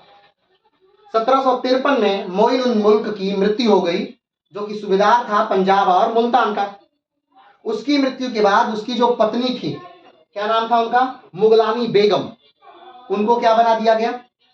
वहां का सूबेदार बना दिया गया। तो अहमद शाह अब्दाली को इससे कोई दिक्कत नहीं कि भाई अहमद शाह अब्दाली ने पति को बनाया था, पति की मृत्यु के बाद उसकी पत्नी मुगलानी बेगम वहां की सूबेदार बन गई, इसे उनको कोई दिक्कत नहीं। लेकिन अब कुछ दिक्कत वाली बात आती है। क्या? आलमगीर द्वितीय के वजीर फिरोज जंग तृतीय ने मुगलानी बेगम मुगलानी को हटा अदीना बेगम को सूबेदार बना दिया। ठीक, यानी फिरोज जंग तृतीय के कहने से जो आलमगीर द्वितीय हैं एक तरह से छोड़ दीजिए, आलमगीर द्वितीय को छोड़ ही दीजिए क्योंकि आलमगीर द्वितीय के हाथ में तो सत्ता थी ही नहीं, वो तो नाम मात्र के कठपुतली राजा थे। तो इस फिरोज जंग तृतीय ने क्या किया कि जो मुगलानी बेगम हैं उनको हटा दिया, यानी कि मोइनुल मुल्क की जो पत्नी थी उनको हटा करके, यानी अहमद शाह अब्दाली ने जिसको बनाया था पंजाब और मुल्तान का सूबेदार, उसको हटा करके अदीना बेगम को पंजाब और मुल्तान का सूबेदार बना दिया। क्लियर हुई बात? फिर से समझ लीजिए क्या हुआ। 1752 का समय है, अहमद शाह अब्दाली ने पंजाब और मुल्तान को जीत लिया है। पंजाब और मुल्तान को जीतने के बाद अहमद शाह अब्दाली ने वहां अपना एक सूबेदार बना दिया। 1753 में उस सूबेदार की मृत्यु हो जाती है और उसकी जो विधवा बेगम है वो वहां की सूबेदार बन जाती है। लेकिन जो फिरोज जंग तृतीय है उसने उस विधवा बेगम को हटा करके अपना एक व्यक्ति यानी मुगलानी बेगम को क्या कर दिया, वहां का अदीना बेगम को वहां का सूबेदार नियुक्त कर दिया। अब इस बात से अहमद शाह अब्दाली को परेशानी तो होगी क्योंकि अहमद शाह अब्दाली ने ही भाई मोइनुल मुल्क को बनाया था। मोइनुल मुल्क की मान लीजिए मृत्यु हो गई, उसकी पत्नी बनी, तो उसकी पत्नी को क्यों हटाया गया? उसकी पत्नी तो भी तो यहाँ बस कार्यभार देख रही है। असली साम्राज्य किसके हाथ में है? अहमद शाह अब्दाली के हाथ में है। तो अहमद शाह अब्दाली को दिक्कत हुई। चलिए, इससे अब्दाली नाराज हो गया और 1757 में दिल्ली पर आक्रमण करके उसे जीत लिया। 1757 में अब जब फिरोज जंग तृतीय ने अदीना बेगम को सूबेदार बनाया, तब अहमद शाह अब्दाली को दिक्कत हुई। अब्दाली ने सोचा कि ये तो मेरा उल्लंघन है, यानी तो इसका मतलब ये हो गया कि आप अहमद शाह अब्दाली की बात नहीं मान रहे हैं, यानी आप अहमद शाह अब्दाली के प्रति वफादार नहीं है। अहमद शाह अब्दाली को गुस्सा आया और अहमद शाह अब्दाली ने 1757 में दिल्ली पर आक्रमण कर दिया। और सिर्फ दिल्ली पर आक्रमण ही नहीं किया, बल्कि फिरोज जंग तृतीय को दिल्ली से भागना पड़ गया। अब भाई अहमद शाह अब्दाली जानते हैं कि ये जो आलमगीर द्वितीय है, इनके हाथ में तो सत्ता थी नहीं, तो उसको उन्होंने परेशान नहीं किया, यानी कि आलमगीर द्वितीय को परेशान नहीं किया, उसको राजा पद से नहीं हटा। हाँ, लेकिन फिरोज जंग तृतीय वो जानता था कि अहमद शाह अब्दाली आक्रमण करेगा। अहमद शाह अब्दाली ने 1757 में दिल्ली पर आक्रमण किया और दिल्ली को जीत भी लिया। अब फिरोज जंग तृतीय उसमें क्या हो गया, भाग गया। वो क्या किया, भाग गया। चलिए आगे बढ़ते हैं। दिल्ली से वापस जाते समय अब्दाली ने पंजाब और मुल्तान का सूबेदार अपने पुत्र तैमूर को बना दिया। किसको बना दिया, तैमूर को बना दिया। ठीक, फिर से ध्यान दीजिए। 1752 अहमद शाह अब्दाली ने पंजाब और मुल्तान को जीता। 1752 अहमद शाह अब्दाली ने पंजाब और मुल्तान को जीता। पंजाब और मुल्तान को जीतने के बाद अहमद शाह अब्दाली ने वहां अपना एक सूबेदार बनाया, जिसका नाम मोइनुल मुल्क था। 1753 में मोइनुल मुल्क की मृत्यु हो गई और वहां उसकी जो बेगम थी, ठीक है, उन्होंने अपना शासन प्रारंभ कर दिया। उनका नाम क्या था, मुगलानी बेगम। मुगलानी बेगम वहां की सूबेदार बन गई और अपना शासन प्रारंभ कर दिया। लेकिन उसके बाद फिरोज जंग तृतीय ने मुगलानी बेगम को हटा करके अदीना बेगम जो है उनको पंजाब और मुल्तान का सूबेदार बना दिया। इस बात से नाराज होकर के अहमद शाह अब्दाली ने दिल्ली पर आक्रमण किया। 1757 में दिल्ली को जीत लिया। फिरोज जंग तृतीय भाग गया और दिल्ली से जाते समय, वापस जाते समय पंजाब और मुल्तान का जो भाग है वहां अपने बेटे को पंजाब और मुल्तान का सूबेदार बना दिया, जिसका नाम तैमूर था। क्लियर हो गई बात। तैमूर अब पंजाब और मुल्तान का सूबेदार है। ये समय है 1757। इतनी बात क्लियर है। चलिए आगे बढ़ते हैं। संधि के चलते मराठा सेना रघुनाथ राव के नेतृत्व में आक्रमण कर तैमूर को हरा दिया। 1758 यहीं से। अब ध्यान आपको फिर से देना है। हमने बताया था कि 1752 में मुगलों और मराठों में एक संधि हुई। क्या संधि हुई थी कि अगर मुगलों पर कोई आक्रमण करता है तो मराठे मुगलों का बचाव करेंगे।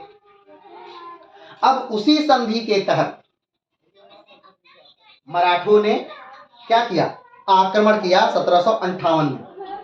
किसके नेतृत्व में, रघुनाथ राव के नेतृत्व में मराठों ने एक बड़ी सेना के साथ दिल्ली पर आक्रमण कर दिया। दिल्ली पर यह आक्रमण नहीं किया, बल्कि पंजाब, मुल्तान, अटक वाले भाग तक आक्रमण किया मराठों ने, और उस सारे भागों को क्या कर लिया, मराठों ने जीत लिया। यह समय क्या है, 1758। एक बड़ी मराठा सेना निकली थी और उसने पूरा उत्तर भारत को क्या कर लिया, विजित कर लिया। और अहमद शाह अब्दाली का जो पुत्र था तैमूर, उसे अपना क्षेत्र छोड़कर भागना पड़ा। वो अहमद शाह अब्दाली के पास भाग गया कि भाई साहब, अब तो पिछली बार तो आक्रमण किया था इन मुगलों ने, इस बार तो आक्रमण कर दिया मराठों ने, और मराठे तो मुगलों से ज्यादा ताकतवर है और मुझे छोड़कर भागना पड़ा। क्लियर है बात, समझ में आई? ठीक है, चलिए आगे बढ़ते हैं। एक शब्द और है कि यही वो समय था, 1758 का दौर ही था जब मराठा अपने चरम पर थे।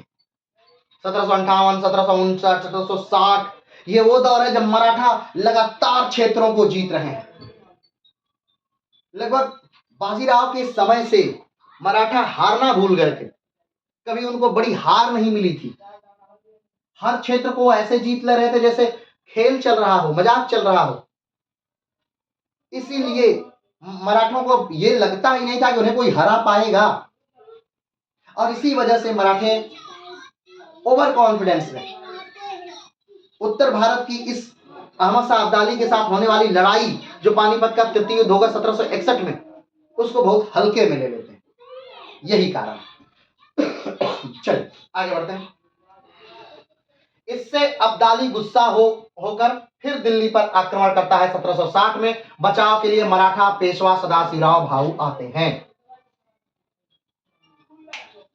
फिर से समझिए, अब जब 1757 में अहमद शाह अब्दाली ने भारत पर आक्रमण किया, 1752 में, 1748 में भी किया था, 1752 में भी किया, 1757 में भी किया, ठीक है। 1757 में वो भी दौर चल रहा है, कहा प्लासी वाला युद्ध भी चल रहा है, और अंग्रेज इसीलिए उत्तर भारत की तरफ आ भी नहीं रहा है कि भाई उत्तर भारत में तो अहमद शाह अब्दाली आक्रमण कर रहा है, कौन अहमद शाह अब्दाली से लड़ने जाएगा।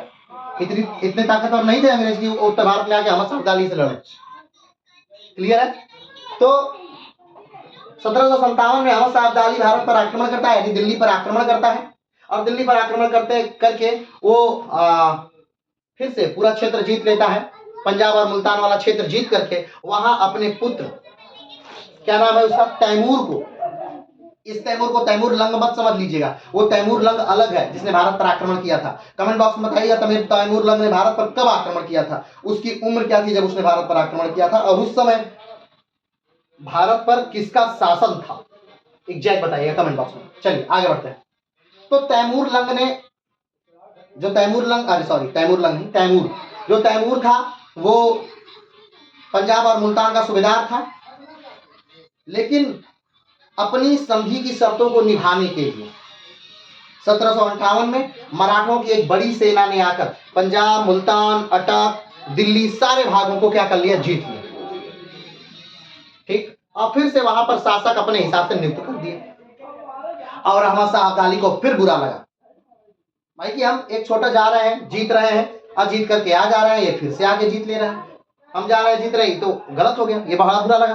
तो 1760 में अहमद शाह अब्दाली ने फिर से दिल्ली की तरफ रुख किया, यानी दिल्ली पर आक्रमण कर दिया। अब जब दिल्ली पर आक्रमण हो रहा है तो फिर से 1752 की संधि के अनुसार मराठों को दिल्ली को बचाने के लिए जाना है। तो उस समय जिस मराठा सेनापति के पास ज्यादा अनुभव है वो है रघुनाथ राव। रघुनाथ राव कौन है, तो रघुनाथ राव जो है वो बाजीराव के पुत्र हैं। बाजीराव के दो पुत्र हैं, एक नाना साहब और एक रघुनाथ राव। चूंकि नाना साहब बड़े थे इसलिए गद्दी नाना साहब को मिली, और रघुनाथ राव एक सेनापति के तौर पर कार्य किया, और बेहतरीन सेनापति के तौर पर थे। हमने बताया 1758 में रघुनाथ राव के ही नेतृत्व में मराठा ने पूरा उत्तर भारत जीत लिया। अटक से कटक तक का साम्राज्य जो था इसी रघुनाथ राव ने बनाया था। तो नाना साहब ने पूछा रघुनाथ राव से कि राघोदा, इनको राघोदा के नाम से जानते हैं, राघोदा आप ये बताइए कि आप अहमद शाह अब्दाली से निपटने के लिए कितनी सेना आपको चाहिए। तो उन्होंने कहा कि मुझे एक बड़ी फौज चाहिए, कम से कम 1 लाख से ज्यादा बड़ी फौज चाहिए, और धन चाहिए, ये चाहिए, वो चाहिए, बहुत सारी चीजें मांगा गया। तो सदाशिवराव भाऊ जो है वो उस समय खजांची है, एक तरह से समझिए, वित्त मंत्री है। उन्होंने कहा कि इतना धन नहीं है, इतनी सेना नहीं। रघुनाथ ने कहा कि इतना अगर धन नहीं है, इतनी सेना नहीं है, तो इसका नेतृत्व, इस सेना का नेतृत्व मैं नहीं करूंगा, मैं उत्तर भारत नहीं जाऊंगा, और इसके बदले जो जाना चाहे वो जाए। सदाशिवराव भाऊ यंग थे, जवान थे, उन्होंने कहा कि मैं स्वयं जाऊंगा, और सदाशिवराव भाऊ जाने के लिए तैयार होंगे। कहां पर, उत्तर भारत। 1760 का समय है, मराठा अहमद शाह अब्दाली की सेना का विरोध करने के लिए उत्तर भारत की तरफ जा रहे हैं। राजा ने कहा कि सदाशिवराव भाऊ आपको अनुभव नहीं। उन्होंने कहा कि कोई बात नहीं, अभी मैं निजाम को हरा कर आया ही हूं दक्षिण से, तो मैं चला जाऊंगा, मुझे इससे कम सेना, कम धन ही चाहिए, मैं जो अपने उत्तर में सहयोगी हैं उनसे सहयोग ले लूंगा, आप चिंता एकदम ना करें, ठीक है। सदाशिवराव भाऊ ने अपनी मराठा सेना तैयार की, लेकिन जो सबसे बड़ी भूल थी मराठाओं की वो ये थी कि जब वे उत्तर भारत की तरफ जाने लगे तो इनके साथ एक बड़ी संख्या में लोग जुड़ने लगे। क्या ये सैनिक थे? तो नहीं, ये सैनिक नहीं थे, ये दर्शनार्थी थे जो दर्शन करने जा रहे थे। इनके साथ बूढ़े, बच्चे, महिलाएं, लोग उत्तर भारत की तरफ जाने लगे दर्शन करने के लिए। भाई चलिए सेना जा रही है, सेना के साथ ये लोग भी चलने लगे। तो इससे क्या हो गया कि सेना को भार काफी ज्यादा पड़ गया, इन लोगों का भार, इन लोगों की सेना की स्पीड घट गई, सेना का जो राशन था वो जल्दी खत्म होने लगा, सेना की जो मूल ताकत होती है, सेना की स्पीड होती है, सेना का राशन होता है, वो चीजें खत्म हो गई। ये सबसे बड़ी भूल थी। पानीपत का तृतीय युद्ध, सेकेंड वर्ल्ड वार ना होने तक एक दिन में मारे जाने वाले सबसे ज्यादा ये लोगों की संख्या थी। यानी एक ऐसा युद्ध जिसमें एक दिन में सबसे ज्यादा लोग मारे गए थे। द्वितीय विश्व युद्ध से पहले तो पानीपत का तृतीय युद्ध ही था। ठीक, तो सदाशिवराव भाऊ जाने के लिए तैयार हुए। सदाशिव, आप सोचिए, सदाशिवराव भाऊ के साथ स्वयं उनकी पत्नी भी थी और एक 18 साल का नौजवान युवक भी उनके साथ 19 साल का जा रहा है, जिसका नाम विश्वास राव है। विश्वास राव कौन है? तो नाना साहब का सबसे ज्येष्ठ पुत्र है विश्वास राव, वो भी जा रहा है युद्ध लड़ने। सदाशिवराव भाऊ की जिम्मेदारी और बढ़ गई। किसके नेतृत्व में अब सेना जा रही है? तो मूल नेतृत्व जो था भले सदाशिवराव भाऊ का रहा, लेकिन कागजों पर मूल नेतृत्व किसका था? तो विश्वास राव का था, कागजों पर मूल नेतृत्व। क्लियर है? चलिए आगे बढ़ते हैं। 14 जनवरी 1761 को हरियाणा के पानीपत में युद्ध होता है। इस युद्ध में पानीपत का तृतीय युद्ध के नाम से जाना जाता है, जिसमें अहमद शाह अब्दाली की जीत जाती है। ठीक, 14 जनवरी का समय है, 1761 का समय है।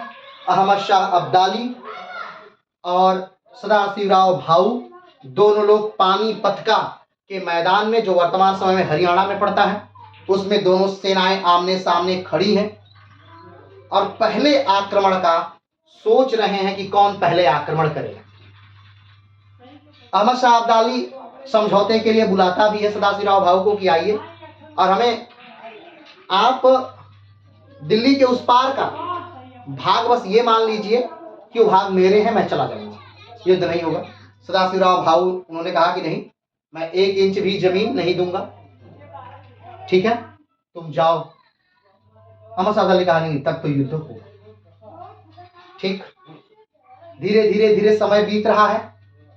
मराठाओं का जो रसद है, जो सामान भोजन है, वो कम हो गया है, खत्म हो गया है। मराठाओं के जो सेनापति हैं वो सदाशिवराव भाऊ के पास आते हैं और कहते हैं कि भाई महाशय, भूखे मरने से अपेक्षा अच्छा है कि हम लोग युद्ध करते हुए मरे, वो ज्यादा अच्छा रहेगा। युद्ध होता है, बहुत बेहतरीन युद्ध होता है। शुरुआत तक मराठे बहुत जोश से लड़ते हैं और मराठों की जो पकड़ थी वो युद्ध पे मजबूत थी, लेकिन हर युद्ध का एक कहीं ना कहीं कारण होता है। सदाशिवराव भाऊ ने विश्वास राव को हाथी पर बैठाया था कि हाथी पर बैठे रहना, हाथी से नीचे मत उतरना, लेकिन विश्वास राव हाथी से नीचे उतर जाते हैं और विश्वास राव को ढूंढने के लिए सदाशिवराव भाऊ को भी अपने हाथी से नीचे उतरना पड़ता है। सदाशिवराव भाऊ के हाथी से नीचे उतरते ही मराठाओं को ऐसा लगता है कि सदाशिवराव भाऊ मारे गए, मराठाओं का हौसला टूट जाता है और अहमद शाह अब्दाली इस युद्ध को जीत जाता है। अगर इस पूरे पानीपत के युद्ध का परीक्षण करें कि क्या हो रहा है, ध्यान दीजिएगा। अगर हम बात करें कि पानीपत का जो तृतीय युद्ध है उसमें शुजा-उद-दौला की क्या भूमिका रही, तो शुजा-उद-दौला शुरू से ही कंफ्यूज है कि वो क्या करें, मतलब शुजा-उद-दौला किसका साथ दे, क्योंकि शुजा-उद-दौला के पास सदाशिवराव भाऊ ने भी निमंत्रण भेजा है कि आप मेरे पक्ष में आइए, अहमद शाह अब्दाली से युद्ध किया जाएगा। और अहमद शाह अब्दाली ने भी इनके पास पत्र भेजा है कि नहीं भाई, मेरे साथ आइए, मराठाओं से युद्ध करिए। यहाँ पर जो मिलाने की बात है, वो अहमद शाह अब्दाली के पास वो कला ज्यादा है। पिछली बार जब अहमद शाह अब्दाली ने आक्रमण किया था तो कहीं इन्हीं मुगलों से लड़ा था, इन्हीं मुगलों को मारा था, और अब की बार इन्हीं मुगलों को अपनी तरफ मिला लिया। शुजा-उद-दौला को अहमद शाह अब्दाली ने मिला लिया। क्या लालच दिया कि भाई आइए, हम मुगलिया सल्तनत में आपको वजीर बना देंगे,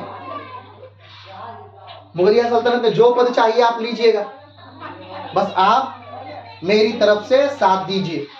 और ये सबसे बड़ा प्लस पॉइंट था। शुजाउद्दौला जिसके पक्ष में जाते उस पक्ष का जीतना तय था, क्योंकि अवध के पास एक विशाल सेना थी, अवध की रसद भी मिलती, अवध की सेना भी मिलती, अवध की सारी सामग्री भी मिलती, तो वो पक्ष मजबूत हो ही जाता। अब मराठों की तरफ शुजाउद्दौला क्यों नहीं मिले? क्योंकि मराठों ने बार बार उत्तर भारत की तरफ आक्रमण किया था, और उत्तर भारत की तरफ बार बार आक्रमण करके कहीं ना कहीं सबको बहुत परेशान। तो हमने कहा कि मूल कारण जो था वो यही कि बार बार उत्तर भारत की तरफ मराठों ने आक्रमण किया था और कहीं ना कहीं सबको बहुत परेशान किया था। और सब लोग ये चाहते थे कहीं कि मराठाओं को सबक सिखाया जा सके। तो मराठाओं को सबक सिखाने के लिए ही शुजाउद्दौला जो थे वो जाकर के अहमद शाह अब्दाली की तरफ मिले, या फिर ये कहा जाए तो अपना ज्यादा फायदा देख करके ये अहमद शाह अब्दाली की तरफ जाते। फाइनली शुजाउद्दौला का अहमद शाह अब्दाली का साथ देना भारत पर भारी पड़ा, या मराठाओं पर भारी पड़ा, और मराठाओं को बहुत बेरहमी से उस दिन मारा गया।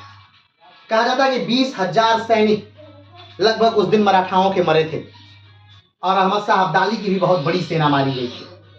और उसके बाद युद्ध के बाद खोज खोज कर बूढ़े बच्चे औरतों को पानीपत के घरों से निकाल करके मारा गया था। ये उस समय की सबसे बड़ी लड़ाई थी जिसमें सबसे ज्यादा लोग मारे गए थे। ये विश्व की सबसे बड़ी लड़ाई थी, द्वितीय विश्व युद्ध के पहले तक की। चलिए फाइनली 14 जनवरी 1761 का।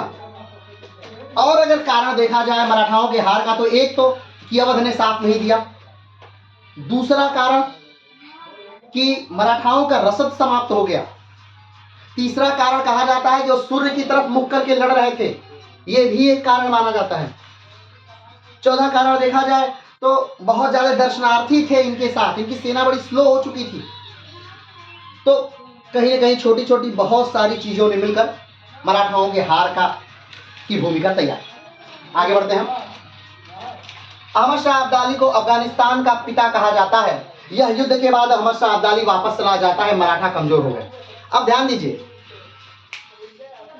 1761 के युद्ध के बाद मराठा हार गए। 1761 में पानीपत के तृतीय युद्ध के बाद मराठाओं का क्षेत्र सीमित हो गया, ठीक। लेकिन अहमद शाह अब्दाली ने जीत के बाद उस भूमि पर राज्य नहीं किया, बल्कि अहमद शाह अब्दाली जीत के बाद अपने आंतरिक विद्रोह को दबाने के लिए वापस अफगानिस्तान चला गया। अब जो ये इतना बड़ा गैप बन गया, ये पूरा क्षेत्र खाली पड़ा था। मुगलिया सल्तनत कमजोर थी, ठीक। मुगलिया सल्तनत क्या हो गई थी? कमजोर हो गई थी। तो क्या होता? सबसे बड़ा उपभोग जिसको मिला करने के लिए वो थे अंग्रेज। अंग्रेजों को अवसर मिला कि वो इस खाली भाग पर क्या कर सकें, विजय कर सकें और उसको जीत सकें। चलिए आगे बढ़ते हैं। जब अहमद शाह अब्दाली 1757 में दिल्ली को जीत रहा था, उसी समय अंग्रेज बंगाल के नवाब सिराजुद्दौला को हराकर बंगाल में मीर जाफर को राजा बना रहे थे। हमने बताया कि 1757 में अहमद शाह अब्दाली ने दिल्ली को जीत लिया। तो ध्यान दीजिए, एक तरफ 1757 में दिल्ली को अहमद शाह अब्दाली जीत रहा है, दूसरी तरफ 1757 में बंगाल को अंग्रेज जीत रहे हैं। ये घटनाएं एक साथ हो रही हैं। अगर इस समय मराठाओं ने थोड़ी बहादुरी दिखाई होती और अंग्रेजों या अब्दाली को एक साथ हरा दिया होता, या बारी बारी करके दोनों को उखाड़ के फेंक दिया होता, तो हमारे देश में एक लगभग 350 साल की जो गुलामी आई थी वो नहीं आ पाई। अब चलिए, जो भी हुआ समय के साथ अच्छा ही हुआ। आगे बढ़ता है। 1761 के युद्ध के बाद मराठा कमजोर हो गए, अंग्रेजों की महत्वाकांक्षा बढ़ गई और अंग्रेजों ने बक्सर का युद्ध कर लगभग उत्तर भारत पर कब्जा कर लिया। 1757 के बाद मराठा क्या हो गए, 1761 के बाद मराठा कमजोर हो गए, क्योंकि 1761 में सदाशिवराव भाऊ की मृत्यु हो गई, 1761 में विश्वासराव की मृत्यु हो गई, 1761 में नाना साहब की मृत्यु हो गई, 1761 में मराठा साम्राज्य में आंतरिक विद्रोह शुरू हो गया, उत्तराधिकार का युद्ध शुरू हो गया 1761 में। एक घटनाएं सारी मराठाओं में भारी पड़ गई। अब दूसरी तरफ क्या हो रहा है, अंग्रेजों की महत्वाकांक्षाएं बढ़ रही हैं और 1757 में इधर जो अंग्रेज हैं वो सिराजुद्दौला को हरा दिया, प्लासी का युद्ध हरा दिए और उसी के सेनापति या उसी के वजीर को गद्दारी के पुरस्कार स्वरूप गद्दी पर बैठा दिया, यानी मीर जाफर को 1757 में। और मीर जाफर का पहला कार्यकाल 1757 से 1760 तक ही रहा। चलिए आगे बढ़ते हैं। 22 अक्टूबर 1757 में प्लासी का युद्ध होता है जिसमें सिराजुद्दौला हार जाता है। अब हमने इस समय इधर दिल्ली की राजनीति देख ली कि दिल्ली में इस तरफ क्या हो रहा है, 1761 तक दिल्ली में क्या हो रहा है ये हमने राजनीति देख ली। अब हमें राजनीति देखना है बंगाल की राजनीति। क्यों? क्योंकि दिल्ली, बंगाल और अवध एक साथ अभी मिलने वाले हैं। इन सब की राजनीति हम आगे तक यहां देखेंगे। क्लियर है? चलिए, तो अंग्रेजों ने 22 अक्टूबर 1757 में प्लासी का युद्ध होता है। प्लासी का युद्ध हुआ 1757 में और प्लासी के युद्ध में धोखा दे करके अंग्रेजों ने धोखा दिया, मीर जाफर को खरीद लिया, यानी सिराजुद्दौला का जो वजीर था खरीद लिया। सिराजुद्दौला ने जब देखा कि मेरी सेनाएं तो लड़ ही नहीं रही हैं, सिराजुद्दौला युद्ध के मैदान से अपनी पत्नी को लेकर के ऊंट पे बैठकर भाग आया। लेकिन मीर जाफर के पुत्र मीरन ने सिराजुद्दौला की हत्या कर दी। सिराजुद्दौला की जब हत्या हो गई तो 1757 में ही जो मीर जाफर हैं उनको उपहार स्वरूप दिल्ली का नवाब बना दिया गया। अब भाई दिल्ली का नवाब, बंगाल का नवाब बना दिया गया। बंगाल का नवाब तो बना दिया गया, लेकिन जाफर को लगा था कि ये व्यापारी लोग हैं, यानी अंग्रेज व्यापारी हैं, हो सकता है कुछ पैसा लें, थोड़ा व्यापार में छूट लें, इससे ज्यादा क्या ही लेंगे। लेकिन अंग्रेजों ने जाफर को ही कठपुतली बना दिया और ये बात जब जाफर को पता चली तो जाफर बौखला गया और जाफर ने डचों की मदद ली अंग्रेजों को हराने के लिए। ठीक, सिराजुद्दौला हार जाता है और क्लाइव जीत जाता है। इससे बाद में गद्दार जाफर को अंग्रेज गद्दी पर बैठा देते। जाफर गद्दी पर बैठ गए। चलिए आगे बढ़ते हैं। अंग्रेजों ने 1760 में जाफर को गद्दी से हटा दिया क्योंकि जाफर डचों की मदद से अंग्रेजों को बंगाल से निकालना चाहता था, लेकिन अंग्रेजों ने डचों को ही निकाल दिया। अब ध्यान दीजिए, 1757 में प्लासी का युद्ध होता है। प्लासी के युद्ध में जो जाफर है वो अंग्रेजों की मदद करता है और सिराजुद्दौला बहुत बुरी तरह हार जाते हैं। हारे हुए सिराजुद्दौला को जाफर के ही पुत्र मीरन ने मार दिया। सिराजुद्दौला की मृत्यु के बाद जाफर बंगाल का नवाब बन गया। जाफर ने सोचा था कि ये अंग्रेज थोड़ी मोड़े उपहार लेंगे, व्यापार में कुछ छूट लेंगे और अपना ये कार्य करेंगे, मैं अपना बंगाल की नवाबी करूंगा, लेकिन ऐसा नहीं हुआ। अंग्रेजों ने पूरी तरह से बंगाल को चूसना शुरू कर दिया। जब मीर जाफर ने देखा कि बंगाल एकदम खाली हो गया है तो मीर जाफर ने अंग्रेजों को हटाने का प्लान सोचा और उन्होंने डचों की मदद ली और डचों से और अंग्रेजों से एक युद्ध हुआ जिसे बेदरा का युद्ध कहते हैं। यह 1759 में हुआ था और 1759 के इस बेदरा के युद्ध में डच बहुत बुरी तरह हार जाते हैं और पूरी तरह से भारत छोड़कर के ही चले जाते हैं डच।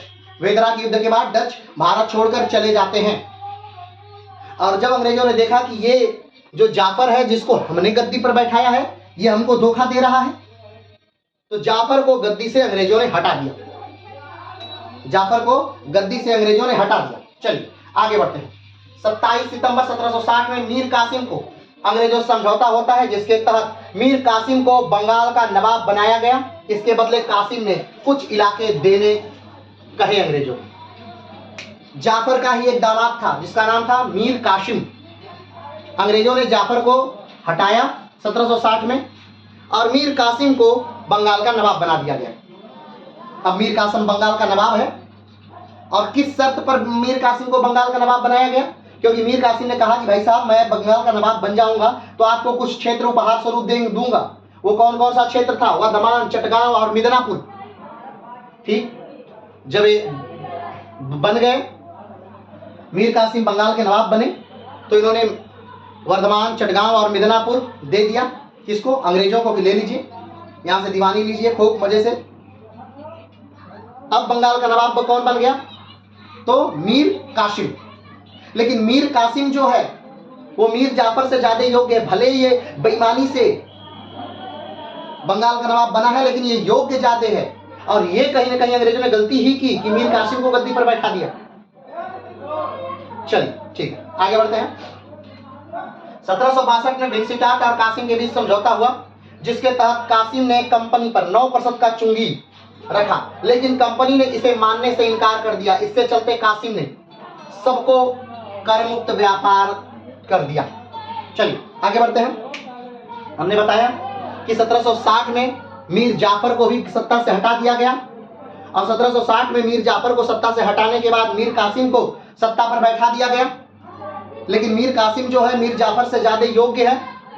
मीर कासिम ने अंग्रेजों से बात की कि भाई साहब चलिए, आप बंगाल में जो व्यापार करेंगे उस पर 9% की चुंगी आप देंगे। इससे पहले अंग्रेज चुंगी नहीं दे रहे थे। कारण फर्रुखसियर का वो फरमान आपको याद होगा, जो फर्रुखसियर को फोड़ा हुआ था। याद करिए, एक टीम आई थी, कमेंट बॉक्स में बताइएगा कौन सी टीम थी, किसके नेतृत्व में आई थी, कौन कौन से लोग थे उसमें। तो फर्रुखसियर ने फरमान जारी किया था कि इनको कर मुक्त व्यापार कर दिया जाए। अंग्रेज कर मुक्त व्यापार कर रहे थे बंगाल में, बड़े आराम से कर मुक्त व्यापार कर रहे थे। वो अलग बात है कि मुर्शिद कुली खान और सुजाउद्दीन या सरफराज खान या अलीवर्दी खान के समय अंग्रेजों ने कर दिया था, लेकिन अब फिर से अंग्रेज कर मुक्त हो चुके थे। अब कर मुक्त अंग्रेजों ने क्या करना शुरू किया?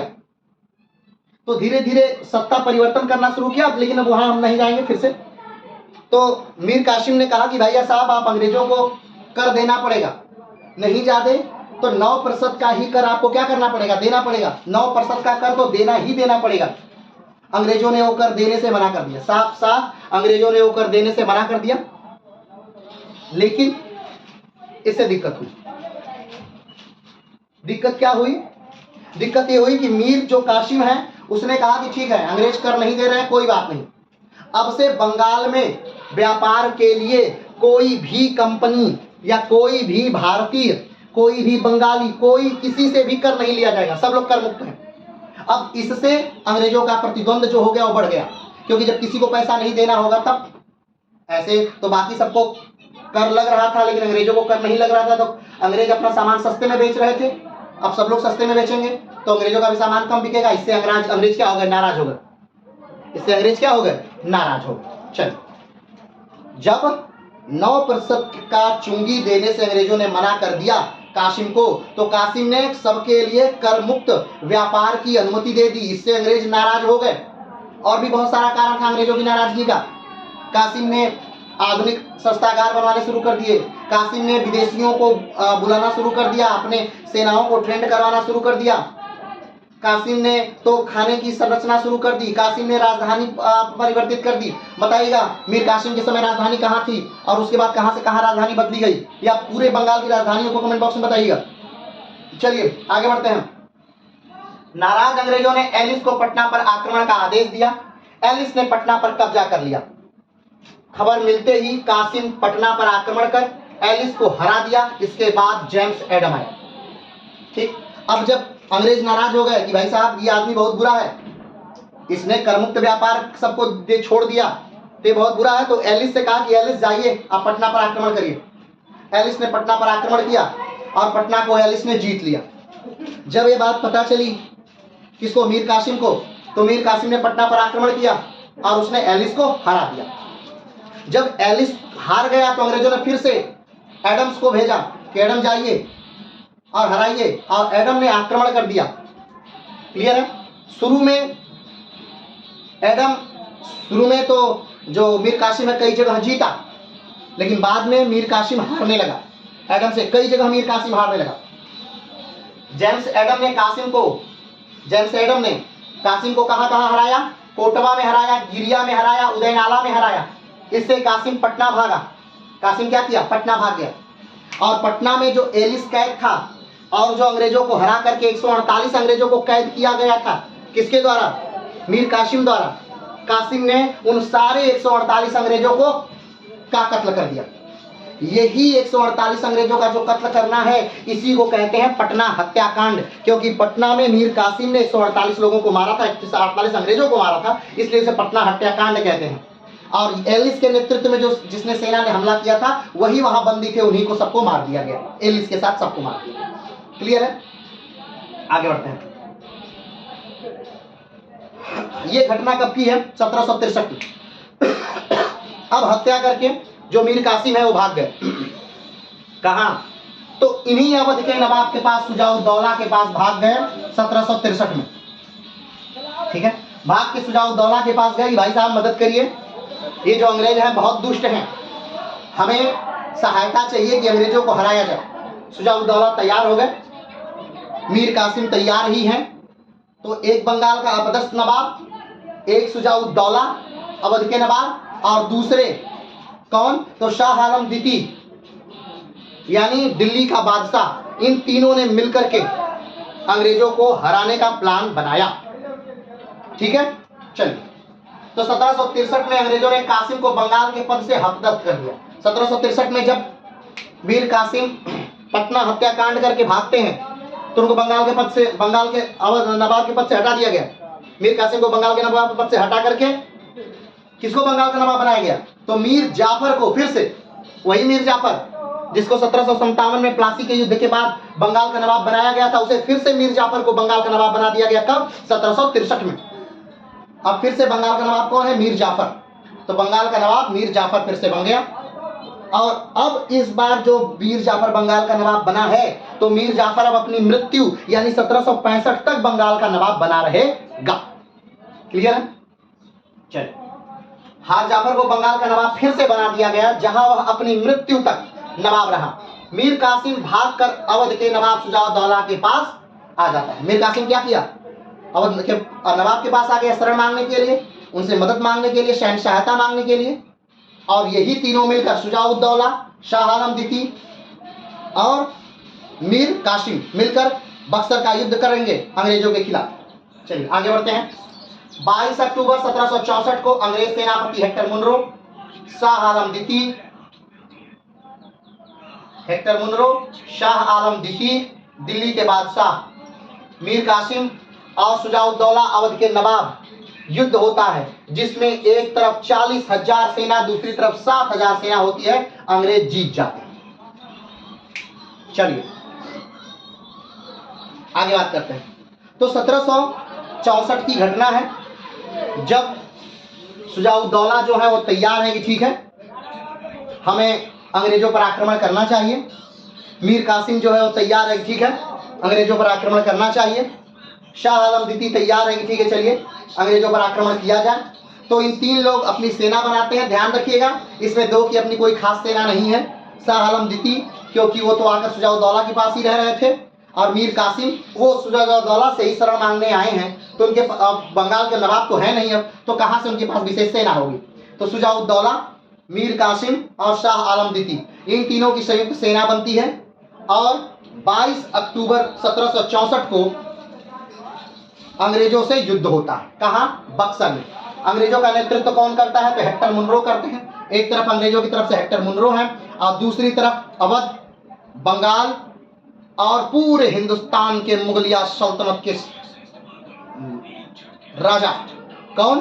तो शाह आलम द्वितीय, इनकी संयुक्त सेना से युद्ध होता है। इसमें अंग्रेज जीत जाते हैं। एक तरफ लगभग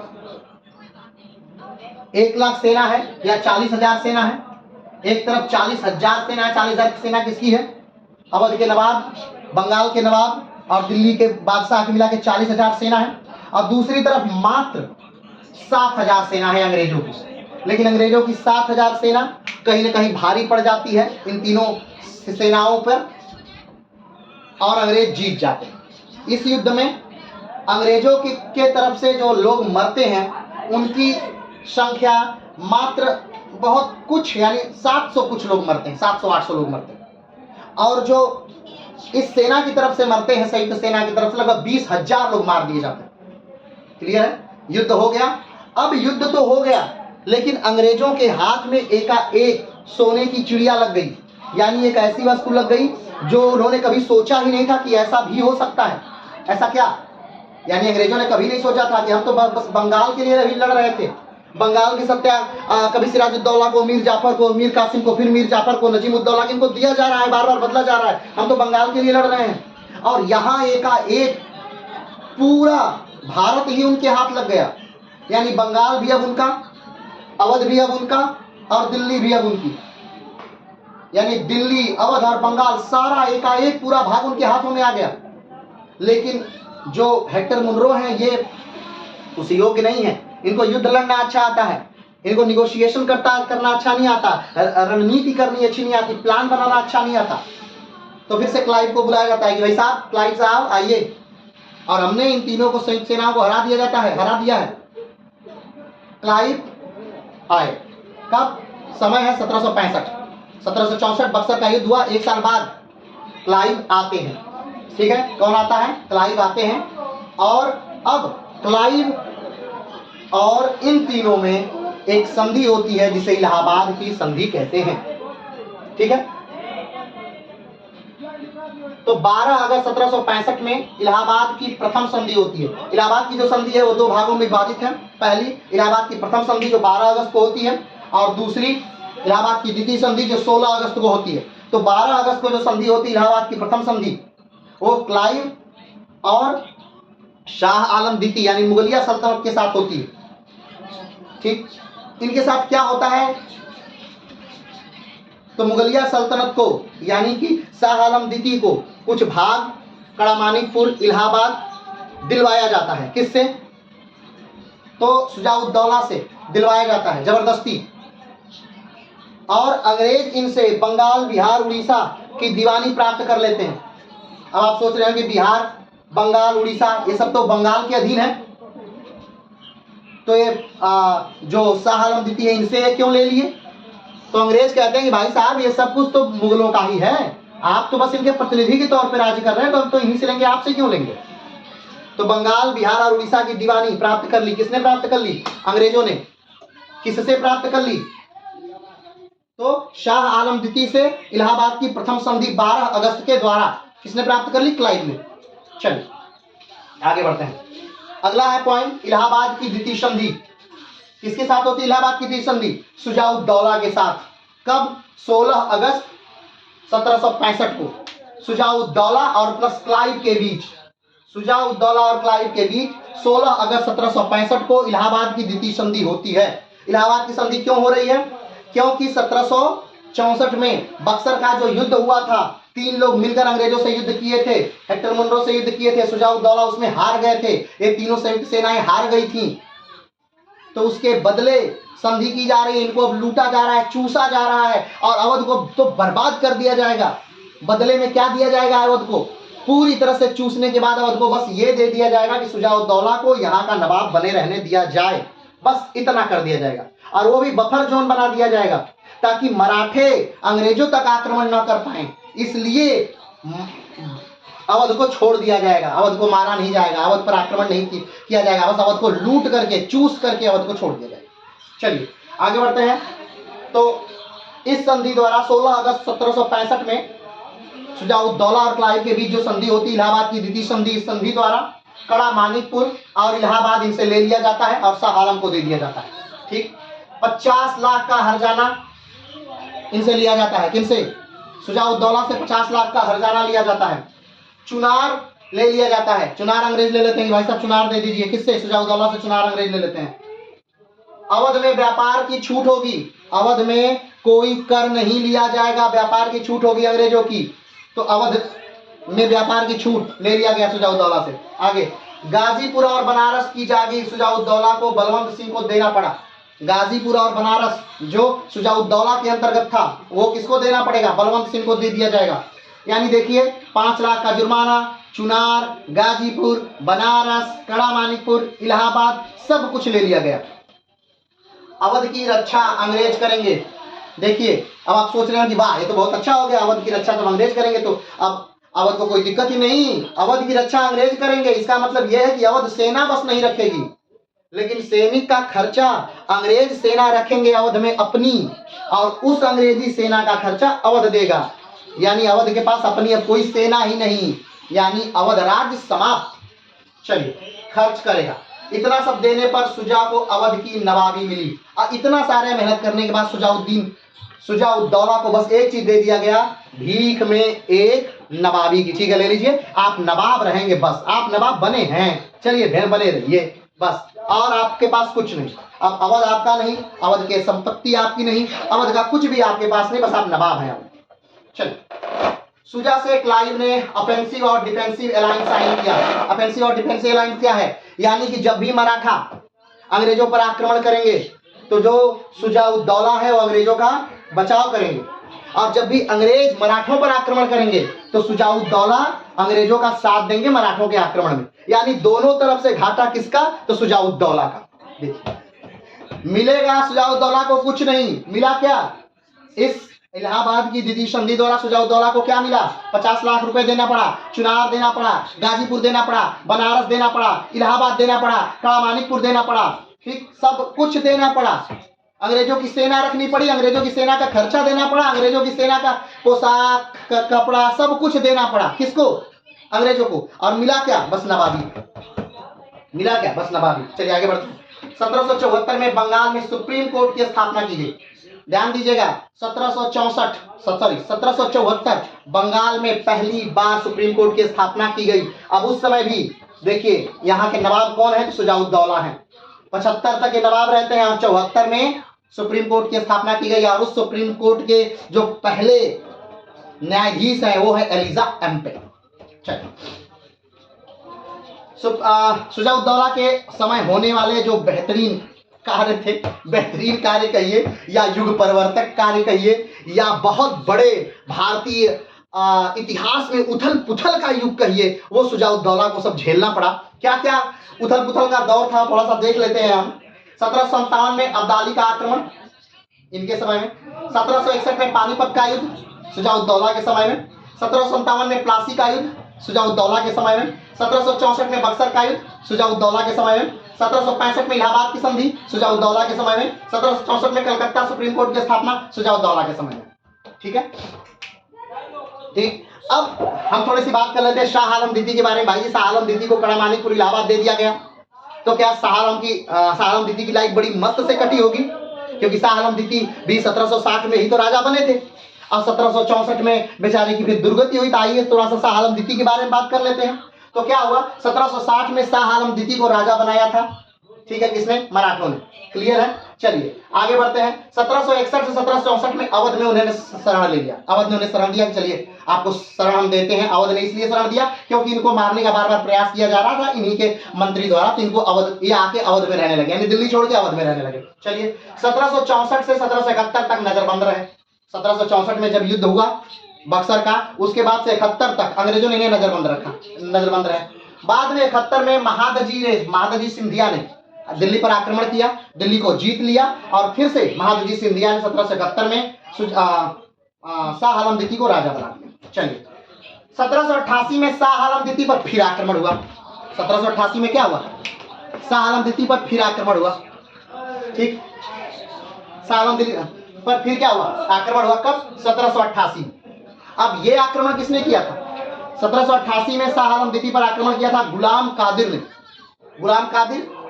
ने आक्रमण किया, और वो पुरानी आंख फोड़ने वाली परंपरा, आंख फोड़वा परंपरा को जारी रखा और शाह आलम द्वितीय की आंख फोड़ दी। कब? 1788 में, और उन्हें राजा पद से हटा दिया। क्लियर है? 1788 में फिर से महादजी सिंधिया ने क्या किया? दिल्ली पर आक्रमण किया, गुलाम कादिर को मार दिया, और फिर से 1788 में शाह आलम द्वितीय अंधे बादशाह को गद्दी पर बैठा दिया। ठीक, 1703 में अंग्रेजों ने फिर से दिल्ली पर कब्जा कर लिया। ये अंतिम बार कब्जा था दिल्ली का। 1764 में दिल्ली को जीत लिया गया था, लेकिन 1771 में महादजी सिंधिया ने दिल्ली को फिर से जीत लिया, मराठों के अधीन कर दिया। 1700 कब से?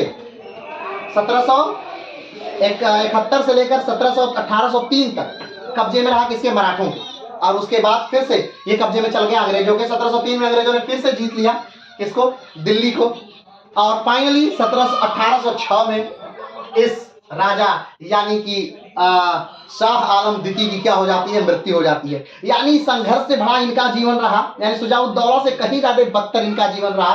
यहाँ पर दिल्ली का राजा बने 61 में, फिर अवध की शरण में रहे, 71 तक नजरबंद रहे। महादजी सिंधिया ने फिर से राजा बनाया 71 में, 88 में गुलाम कादिर ने आंखें निकाल ली, 88 में फिर से राजा बने, 1803 में अंग्रेजों ने फिर आक्रमण कर दिया, 1806 में इनकी मृत्यु हो गई। यानी पूरा जीवन इनका भी संघर्ष में रहा। तो आज आपने जाना कि शुजाउद्दौला के शासनकाल के समय क्या क्या महत्वपूर्ण घटनाएं हुई, किस प्रकार से शुजाउद्दौला के समय में दिल्ली, बंगाल और अवध एक साथ मिलके लड़ने का प्रयास करता है, लेकिन जीत नहीं पाता है, लड़ नहीं पाता है। हाँ, तो बंगाल का भी बात क्लियर ही कर दें तो हमने बताया था कि मीर कासिम के बाद 1763 में फिर से मीर जाफर को फिर से बंगाल का नवाब बना दिया गया। बंगाल का नवाब 1765 तक, 63 से 65 तक मीर जाफर बंगाल के नवाब रहे। बंगाल के नवाब का जब मृत्यु होती है, यानी मीर जाफर की जब मृत्यु होती है 65 में, उसके बाद नजीमुद्दौला को बंगाल का नवाब बनाया गया और उनको कोई नवाबी नहीं दे दी गई, बस 50 लाख रुपए सलीना दे दिया गया। लेकिन 65 में नवाब बनाया गया, 66 में हटा दिया गया, 66 में मर गए बेचारे। उसके बाद बंगाल के नवाब जो बने वो सैफुद्दौला बने। कब बने? 1766 में। 1766 में सैफुद्दौला बंगाल के नवाब बने और 1770 तक वो बंगाल के नवाब रहे। ठीक, उनकी जो पेंशन थी वो घटा करके कितनी कर दी गई? 12 लाख रुपए कर दी गई। ठीक, सैफुद्दौला के बाद बंगाल के नवाब कौन बना? तो मुबारकुद्दौला को बंगाल का नवाब बनाया गया, जो 1770 से लेकर 1775 तक रहे। अब इन्हीं के समय में 1775 में ही मुबारकुद्दौला ये अंतिम बंगाल के नवाब रहे। इसके बाद कोई बंगाल का नवाब नहीं बनाया गया, नवाब का पद ही खत्म कर दिया गया सुप्रीम कोर्ट द्वारा और फाइनली ये बंगाल के अंतिम नवाब रहे। यानी कि ये बंगाल के 11वें नवाब रहे एक तरह से। ठीक, तो यहाँ पे बंगाल की नवाबियत खत्म हो गई। लेकिन अभी ध्यान रखिएगा, अभी शुजाउद्दौला अवध की नवाबियत अभी चलेगी। अवध की नवाबियत लगभग 1856 तक चलेगी। हमने बताया था शहादत अली खान से लेकर वाजिद अली शाह तक ये नवाबियत अवध की चलेगी। तो चलिए आज के लिए इतना ही, फिर मिलते हैं अलग वीडियो में। तब तक के लिए नमस्कार, धन्यवाद, जय हिंद।